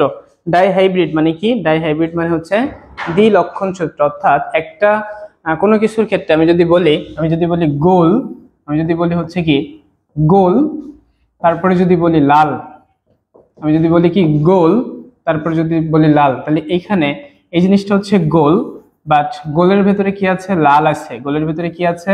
লাল আছে। অর্থাৎ বৈশিষ্ট্য কয়টা? বৈশিষ্ট্য হচ্ছে দুইটা। বৈশিষ্ট্য কয়টা? বৈশিষ্ট্য হচ্ছে দুইটা। তাহলে যদি কোনো কিছুর বৈশিষ্ট্য দুইটা করে থাকে তখন কিন্তু তাকে আমরা কি বলবো? Dihybrid cross. কি বলবো? Dihybrid cross. কি বলবো? Dihybrid cross. আচ্ছা, তার পরবর্তী কোশ্চেন যদি আমরা চলে, এখানে হচ্ছে অনুপাতটা কত হবে? অনুপাতটা হচ্ছে ডাইহাইব্রিড ক্রসের অনুপাত হচ্ছে 9:3:3:1, 9:3:3:1। অর্থাৎ দ্বিলক্ষণ বিশিষ্ট কোন সূত্রের ক্ষেত্রে কিন্তু সন্তানদের ক্ষেত্রে আপত্য সন্তান হয় কিন্তু সবসময়ের জন্য কতটি? আপত্য সন্তান কিন্তু সবসময়ের জন্য হয় হচ্ছে 16টি। কতটি হবে? আপত্য সন্তান কিন্তু সবসময়ের জন্য হবে 16টি। কতটি সন্তান হবে? 16টি সন্তান হবে। তো তার পরবর্তী কোশ্চেনটাতে যদি আমরা চলে যাই, পরবর্তী কোশ্চেনটা কি আছে? পরবর্তী কোশ্চেন আছে হচ্ছে কি কোনটি ডারউইনবাদের অন্তর্গত? কোনটি ডারউইনবাদের, অর্থাৎ ডারউইন যে মতবাদগুলো দিয়েছে, অর্থাৎ ডারউইনের যে মতবাদ, এই মতবাদের মধ্যে কোনটি হচ্ছে পড়ে আর কি? ডারউইনের মতবাদের মধ্যে কোনটি হচ্ছে পড়তেছে? ডারউইনের মতবাদের মধ্যে কোনটি পড়তেছে? পরিবেশ, এক নম্বরে হচ্ছে কি দেখতে পাচ্ছি আমরা? পরিবেশ জীবের গঠনকে প্রভাবিত করে। পরিবেশ জীবের গঠনকে প্রভাবিত করে। পরিবেশ হচ্ছে জীবের গঠনকে প্রভাবিত করে, এটা কি আছে? না, এটা কিন্তু ডারউইনবাদের অন্তর্গত না। ক্রমাগত প্রয়োজনে নতুন অঙ্গের উদ্ভব ঘটে। ক্রমাগত প্রয়োজনে, অর্থাৎ আমাদের যদি প্রয়োজনের সাপেক্ষে, আমার যদি এখন দেখা যাচ্ছে, যদি মনে হয় যে আমার এখন কাজ দ্রুত করতে হবে, কাজ দ্রুত, আমার যদি এখন যে 10টা হাত থাকতো তাহলে কিন্তু হয়তো আমি কাজ দ্রুত করতে পারতাম। আমি কি আমার হচ্ছে আমার প্রয়োজনের তাগিদে আমি কি চাইলেও কি 10টা হাত করতে পারবো? আমি কিন্তু এই 10টা হাত কিন্তু করতে পারবো না। অর্জিত বৈশিষ্ট্যের উত্তরাধিকার, এই যে অর্জিত বৈশিষ্ট্যের উত্তরাধিকার, এটা কিন্তু কার মতবাদ? এটা কিন্তু ল্যামার্কের মতবাদ। এটা কার মতবাদ? ল্যামার্কের মতবাদ। ল্যামার্কের মতবাদ হচ্ছে অর্জিত বৈশিষ্ট্যের উত্তরাধিকারী মতবাদ। আর যোগ্যতমের জয় এবং প্রাকৃতিক নির্বাচন, যোগ্যতমের জয় এবং প্রাকৃতিক নির্বাচন, এটাই কিন্তু কার মতবাদ? এটাই কিন্তু ডারউইনের মতবাদ। এটা কার মতবাদ? এটা কিন্তু ডারউইনের মতবাদ। যোগ্যতমের জয়, এটা কিন্তু কার মতবাদ? এটা হচ্ছে ডারউইনের মতবাদ। কার মতবাদ? এটা হচ্ছে ডারউইনের মতবাদ। তো তার পরবর্তী কোশ্চেনে চলে আসে। তার পরবর্তী কোশ্চেনটা কি আছে? তার পরবর্তী কোশ্চেন আছে পরিপূরক জিনের ফিনোটাইপিক অনুপাত কত? পরিপূরক জিনের ফিনোটাইপিক অনুপাত কত? পরিপূরক জিনের ফিনোটাইপিক অনুপাত আমরা কিন্তু জানি, পরিপূরক জিন কিসের সূত্র? পরিপূরক জিন মেন্ডেলের দ্বিতীয় সূত্র। মেন্ডেলের দ্বিতীয় সূত্র হচ্ছে পরিপূরক জিন। মেন্ডেলের দ্বিতীয় সূত্র কিসের সূত্র? পরিপূরক জিনের সূত্র হচ্ছে মেন্ডেলের দ্বিতীয় সূত্র। মেন্ডেলের দ্বিতীয় সূত্র হচ্ছে পরিপূরক জিন। তো পরিপূরক জিনের অনুপাত কিন্তু 9:7। 9:7। পরিপূরক জিনের অনুপাত কত? 9:7। পরিপূরক জিনের অনুপাত কত? পরিপূরক জিনের অনুপাত কিন্তু হচ্ছে 9:7। তো তার পরবর্তী কোশ্চেনে যদি চলে যাই, জীবাশ্ম নিয়ে আলোচনা করা হয় কোন শাখায়? জীবাশ্ম নিয়ে, অর্থাৎ জীবাশ্ম মানে কি? জীবাশ্ম জিনিসটা কি? জীবাশ্ম জিনিসটা কি এবং হচ্ছে এই জীবাশ্ম নিয়ে কোথায় আলোচনা করা হয়? জীবাশ্ম নিয়ে কোথায় আলোচনা করা হয়?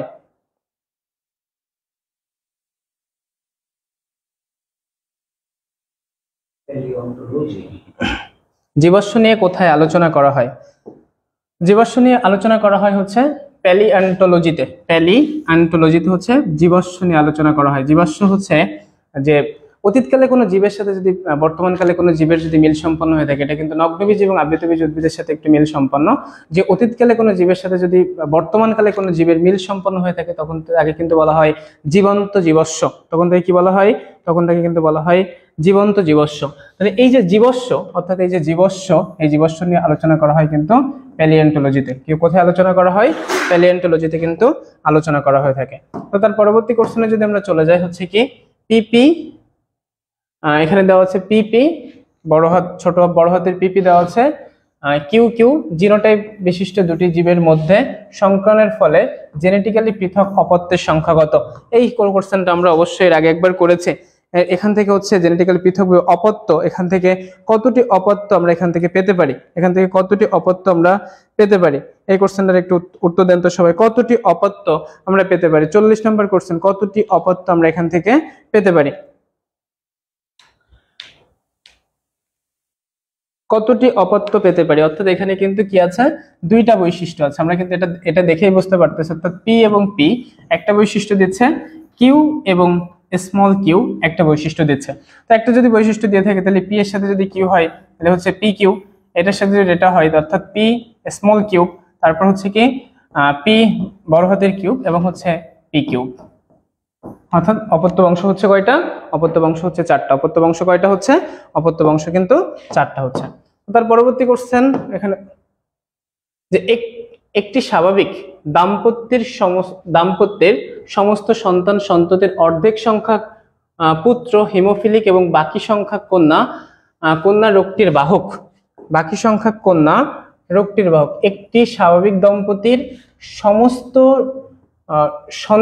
সন্ততির অর্ধেক সংখ্যক পুত্র হিমোফিলিক, অর্ধেক সংখ্যক পুত্র হিমোফিলিক, অর্থাৎ যে সন্তান হচ্ছে, যে যদি 4টা সন্তান হয়, 2টা পুত্র, এর মধ্যে দেখা যাচ্ছে যে পুত্র যেগুলো হচ্ছে এই পুত্রের মধ্যে হচ্ছে কি পুত্র হিমোফিলিক হচ্ছে, এবং বাকি অর্ধেক সংখ্যক কন্যা রোগটির বাহক।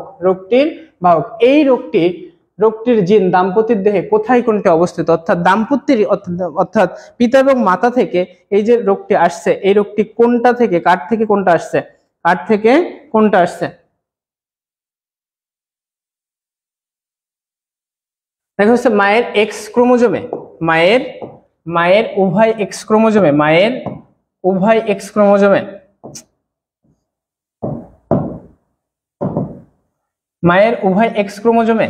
মায়ের একটি এক্স ক্রোমোজোমে, পিতার ওয়াই ক্রোমোজোমে, পিতার এক্স এবং ওয়াই ক্রোমোজোমে। অর্থাৎ পিতা তো হবে না, এটা পিতা বাদ, তাহলে হচ্ছে এই দুইটার মধ্যে আমরা উত্তর পাচ্ছি। অর্থাৎ ক এবং খ এর মধ্যে মায়ের উভয় এক্স ক্রোমোজোমে নাকি মায়ের একটি ক্রোমোজোমে?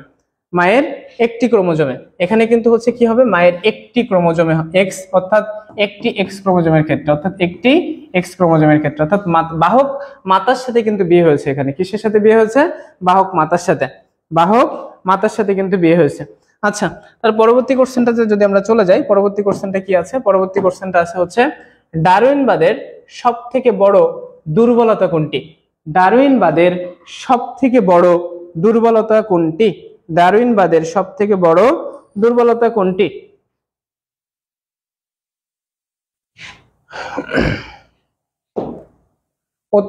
অত্যাধিক হারে বংশবিস্তার, জীবন সংগ্রাম, যোগ্যতমের জয় নাকি হচ্ছে প্রকরণ? ডারউইনবাদের সব থেকে বড় দুর্বলতা কিন্তু হচ্ছে প্রকরণে। কোথায়? ডারউইনবাদের সব থেকে বড় দুর্বলতা হচ্ছে তার প্রকরণে। কোথায়? এই কোশ্চেনটা খুবই গুরুত্বপূর্ণ। এই ডারউইনের বাদ থেকে কিন্তু ভাই গ এবং ঘতেও অনেক সময় কোশ্চেন আমরা দেখি যে হচ্ছে ঘ থেকে কিন্তু এই কোশ্চেনটা কিন্তু আসছে, যে ডারউইনের মতবাদ থেকে কিন্তু হচ্ছে এই কোশ্চেন গুলো কিন্তু এসে থাকে। তো তার পরবর্তী কোশ্চেন যদি আমরা চলে যাই, দেখি পরবর্তী কোশ্চেন কি আছে। পরবর্তী কোশ্চেন আছে নারী দেহে দুটি এক্স ক্রোমোজোমের একটি কিংবা সম্পূর্ণ অনুপস্থিত থাকলে, নারী দেহে দুটি এক্স ক্রোমোজোমের একটি কিংবা হচ্ছে সম্পূর্ণ অনুপস্থিত থাকলে কোন রোগ হয়? সম্পূর্ণ অনুপস্থিত থাকলে কোন রোগ হয়? এটা হচ্ছে কি, এটা এক্ষেত্রে কোন রোগ হবে? এক্ষেত্রে রোগটা কি হবে? যে আমরা কিন্তু কি দেখতে পাচ্ছি, অ্যাক্রোমেগালি,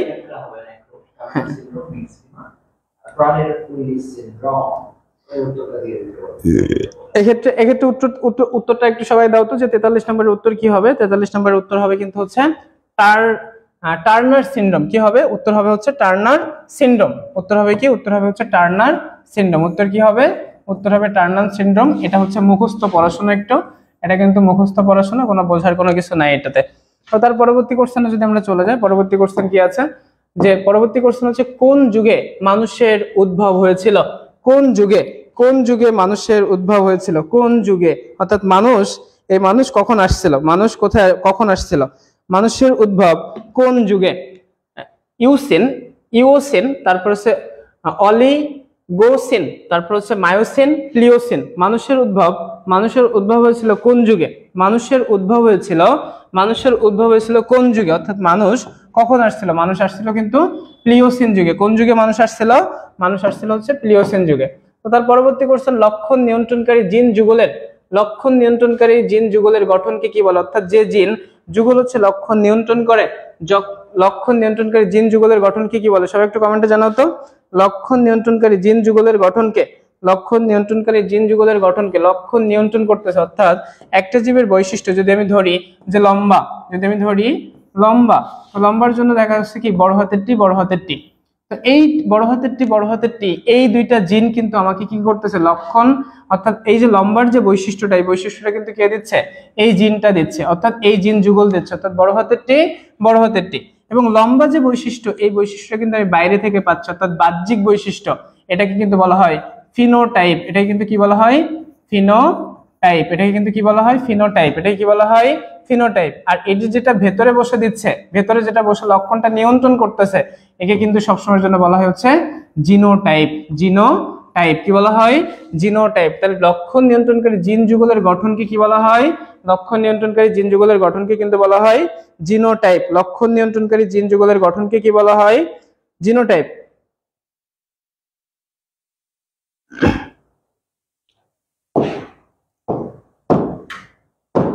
তার পরবর্তী কোশ্চেন, জীবের বাহ্যিক লক্ষণ। উত্তরটা আমরা মাত্রই করলাম যে জীবের বাহ্যিক লক্ষণ নিয়ন্ত্রণ করে, অর্থাৎ আমি যখন দেখো বড় হাতের টি ধরে বলছিলাম, তার আগে লম্বা, এই লম্বা বৈশিষ্ট্য আমি বাইরে থেকে পাচ্ছি, অর্থাৎ বাইরে থেকে দেখতে পাচ্ছে। বাহ্যিকভাবে যেটা দেখতে পাবো এটাকে বলা হচ্ছে ফিনোটাইপ। বাহ্যিকভাবে যে বৈশিষ্ট্য আমি দেখতে পাবো সেটাকে কি বলা হচ্ছে? ফিনোটাইপ। আর যে জিন ভেতর থেকে বসে আমার বাহ্যিক লক্ষণকে নিয়ন্ত্রণ করে থাকে, সেই লক্ষণকে হচ্ছে বলা হচ্ছে কিন্তু জিনোটাইপ। অর্থাৎ যে জিন ভেতরে বসে আমার গঠনটা নির্দেশ করে থাকে তাকে বলা হচ্ছে জিনোটাইপ। আর যে গঠনটা আমি বাইরে থেকে দেখতে পাই, অর্থাৎ বাহ্যিকভাবে দেখতে পাই স্বচক্ষে, সেটাকে বলা হচ্ছে কিন্তু ফিনোটাইপ। সেটাকে কি বলা হয়? ফিনোটাইপ। তো তারপর লিথাল জিনের প্রভাব নাই কোন রোগে? লিথাল জিনের প্রভাব নাই কোন রোগে, অর্থাৎ প্রভাব নেই কোন রোগে?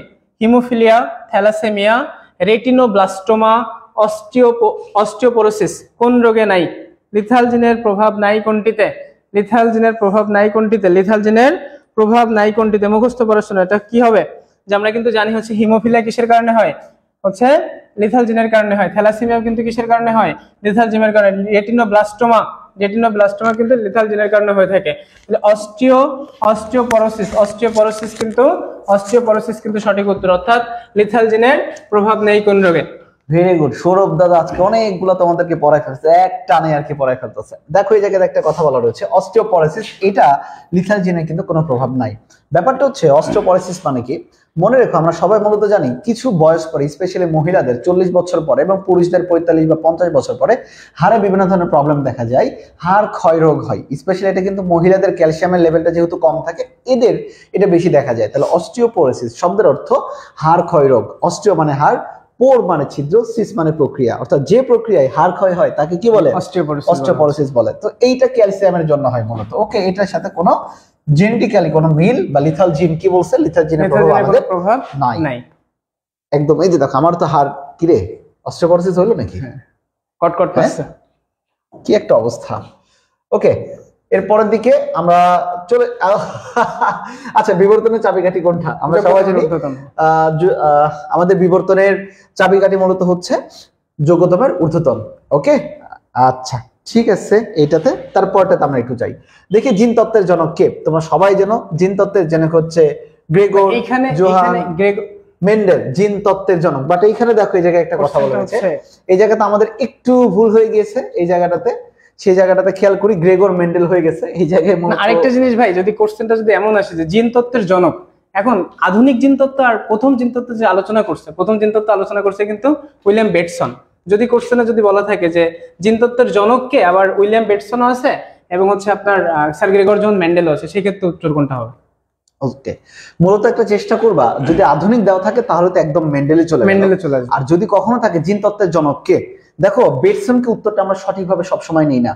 যদি কখনো বলা হয় আদি জিন তত্ত্বের জনক বা প্রথম জিন তত্ত্বের জনক, সেই ক্ষেত্রে বেটসন দিবা। বাট শুধু যদি জিন তত্ত্বের জনক কে, জিন তত্ত্বের জনক বললে অবশ্যই চেষ্টা করবে সেটা মেন্ডেলকে দেওয়ার জন্য। এটা হচ্ছে সর্বজন স্বীকৃত একটা উত্তর হবে আর কি এটাতে, যদি আসে কখন। ওকে, এরপরের দিকে চলে যাই। লাস্ট ওয়ান, জেনেটিক্স শব্দের প্রথম প্রয়োগ করেন কে? সৌরভ দাদা, এটা লাস্টের দিকে বলে দেওয়ার কি তুমি, শেষ প্রশ্ন আর কি। তাহলে এই জেনেটিক্স শব্দটা সর্বপ্রথম প্রকাশ করেন কিন্তু উইলিয়াম বেটসন। ওকে, উইলিয়াম বেটসন। তাহলে আমাদের লাস্টের যে উত্তরটা সেটা কিন্তু এই বেটসনের মাধ্যম দিয়ে আমাদের শেষ হয়ে গেল। এবং এর পরবর্তীতে আমরা একটু চলে যাই, সেটা হচ্ছে থ্যাঙ্কস। কি এটা? থ্যাঙ্কস। ওকে, আচ্ছা আমরা 4-5টা কোশ্চেন ধরি, দেখি আমরা তো এত সময় ক্লাস নিলাম, দেখি ওরা হচ্ছে এমনি এবার কোশ্চেনের উত্তর করুক।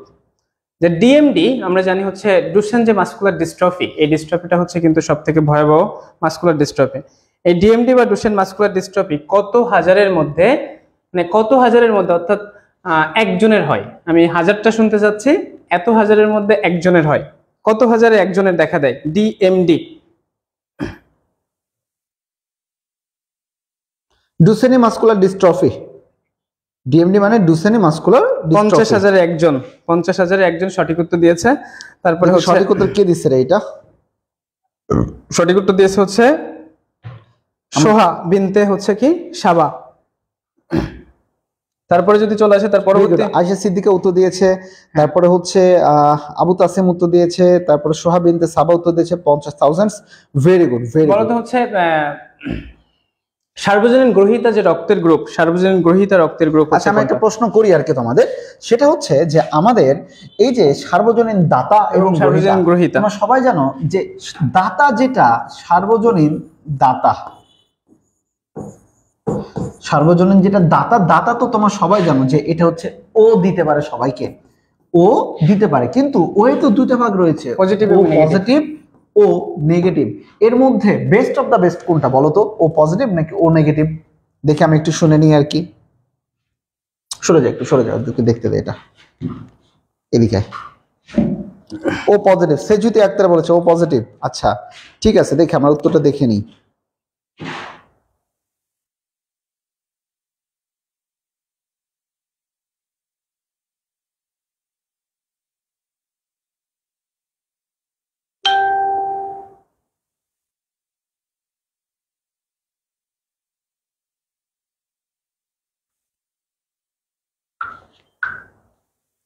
ও পজিটিভ ও নেগেটিভ, মানে অর্ধেক অর্ধেক অর্ধেক অর্ধেক উত্তর পাচ্ছি আমরা, কেউ পজিটিভ ও নেগেটিভ। মনে রাখবে এখানে সাবরিনা ও পজিটিভ, আয়েশা সিদ্দিক ও নেগেটিভ। রাইট আনসার ও নেগেটিভ। রাইট আনসার হচ্ছে ও নেগেটিভ। মনে রাখবা ও নেগেটিভ মানে কি, খেয়াল করো, ও নেগেটিভ। তাহলে এখানে অ্যান্টিজেনের কথা চিন্তা করো, ও মানে অ্যান্টিজেন নাই, কিচ্ছু নাই এখানে, জিরো, কোনো অ্যান্টিজেন নাই। আবার নেগেটিভ মানে কোনো আইরিস ফ্যাক্টর নাই। তাহলে যার মান কিছু না, সে তো সকল জায়গায় যেতে পারবে। তাহলে ও নেগেটিভ যতগুলো পজিটিভ রয়েছে, যেমন এ বি, এ বি, এদের পজিটিভের কাছেও যেতে পারবে, আবার এদের নেগেটিভের কাছেও যেতে পারবে, কোনো সমস্যা নাই। কিন্তু ও পজিটিভটা মনে রাখবা, শুধুমাত্র পজিটিভদের কাছে যেতে পারবে। এ positive, B positive, A B positive, ও পজিটিভের কাছে যেতে পারবে। তাহলে সার্বজনীন দাতার মধ্যে আমরা সবাই জানি ও রক্তের গ্রুপকে বলা হয় সার্বজনীন দাতা, বাট এই দাতাদের মধ্যেও বেস্ট দাতা হচ্ছে ও নেগেটিভ, কারণ ও 8টা গ্রুপের মানে 8টা প্রকার, এ পজিটিভ এ নেগেটিভ দিয়ে 4 ধরনের গ্রুপের 8টা হয় আর কি টোটাল গ্রুপ। তাহলে 4 মানে ও নেগেটিভ 8টাকে দিতে পারে, আর যেটা ও পজিটিভ ও দিতে পারে 4টাকে, 7টা না 4টা।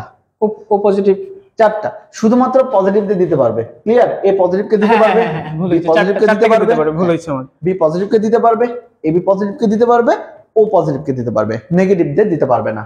কিন্তু এখানে চলে আসি সার্বজনীন গ্রহীতা। সার্বজনীন গ্রহীতা, গ্রহীতার মধ্যে তোমরা সবাই জানো গ্রহীতা হচ্ছে আমাদের এবি। এবি এর ক্ষেত্রে ঠিক সেম জিনিস, কে মূলত যাবে বলো? এবি এর ক্ষেত্রেও সেম জিনিস, যাবে কে? এটা এবি পজিটিভ যাবে নাকি এবি নেগেটিভ যাবে? দেখি, আমাকে একটু উত্তর দাও এবার। এবি পজিটিভ আর এবি নেগেটিভ? হ্যাঁ, আবু মুতাসিম উত্তর দিচ্ছে ভেরি গুড, ও নেগেটিভ ভাই। হ্যাঁ absolute right, O negative, O negative. But নতুনটা দেখতে যাচ্ছি, নতুন। আচ্ছা তোমরা যারা যারা আছো আজকে তোমরা শেয়ার সত্যি খুবই কম করছো, মনটা খারাপ হয়ে যাচ্ছে। যারা যারা লাস্ট পর্যন্ত আছো বা যারা দেখবা, আমরা চাই যে তোমরা একটা হলে জাস্ট একটু শেয়ার করে দিয়ে রাখো, আমাদের ক্লাসটা সবাই দেখুক জানুক, আমরা আরো মানুষকে যাতে এনগেজ করতে পারি, আমরা আমাদের কোয়ালিটি সার্ভিসটা আরো যাতে বাড়াতে পারি। একটু তোমরা একটু কমেন্ট করে জানাও আর কি, বা একটু শেয়ার দাও, দেখি কে কমেন্ট করে আর কি। যারা যারা লাইভে আছে সবাই একটা করে কমেন্ট করো তো, একটা দুইটা করে। Ayesha Siddika AB positive, very good Ayesha Siddika, right answer. Jannat, তারপরে শাবাব, এরপর সেজুতি, ইয়াসমিন, সাবরিন, ইয়াসমিন এবি নেগেটিভ উত্তর হবে। আচ্ছা, রাইট অ্যান্সার কিন্তু এটা হবে AB positive. AB positive. AB positive, AB positive সবার রক্ত গ্রহণ করতে পারবে, পজিটিভের রক্ত গ্রহণ করতে পারবে, নেগেটিভের রক্ত গ্রহণ করতে পারবে, ক্লিয়ার। বাট এবি নেগেটিভ কিন্তু সবারটা পারবে না। তাহলে দাতার ক্ষেত্রে ও নেগেটিভ, গ্রহীতার ক্ষেত্রে এবি পজিটিভ। ভালো করে মনে রাখো, সবচেয়ে বেস্ট দাতার ক্ষেত্রে ও নেগেটিভ, ওকে, আর গ্রহীতার ক্ষেত্রে এবি পজিটিভ, এবি পজিটিভ, ওকে। আচ্ছা ভাই, ওটা সোহা, আচ্ছা সমস্যা নাই, সোহা সাবাজে একটা হইলো। হ্যাঁ। আচ্ছা, তোমাদের জন্য লাস্ট আরো একটা কথা, একই কথা, সেটা হচ্ছে খুব দ্রুত দেখা হচ্ছে তোমাদের মেডিকেল ব্যাচে, আমার পার্সোনাল মেডিকেল ব্যাচে। আশা রাখি সেরা একটা সার্ভিস তোমরা পাবা ইনশাল্লাহ। সব কিছু মিলে, সবাই মিলে একটা চমৎকার কিছু জিনিস আমরা দেওয়ার চেষ্টা করব। আর হ্যাঁ, এইচএসসি 26 যারা রয়েছে, তোমাদের কিন্তু অলরেডি 3 নাম্বার ব্যাচের ভর্তি 95% কমপ্লিট, আর মাত্র 5%-এর মতো বাকি আছে। শনিবারে এসে যারা যারা ভর্তি হতে চাও 3 নাম্বার ব্যাচে, অবশ্যই তোমরা ভর্তি হয়ে যাবে আর কি আমাদের। এবং আমাদের টি শার্ট চলে এসেছে, তোমরা টি শার্টটা নিয়ে নিতে পারো।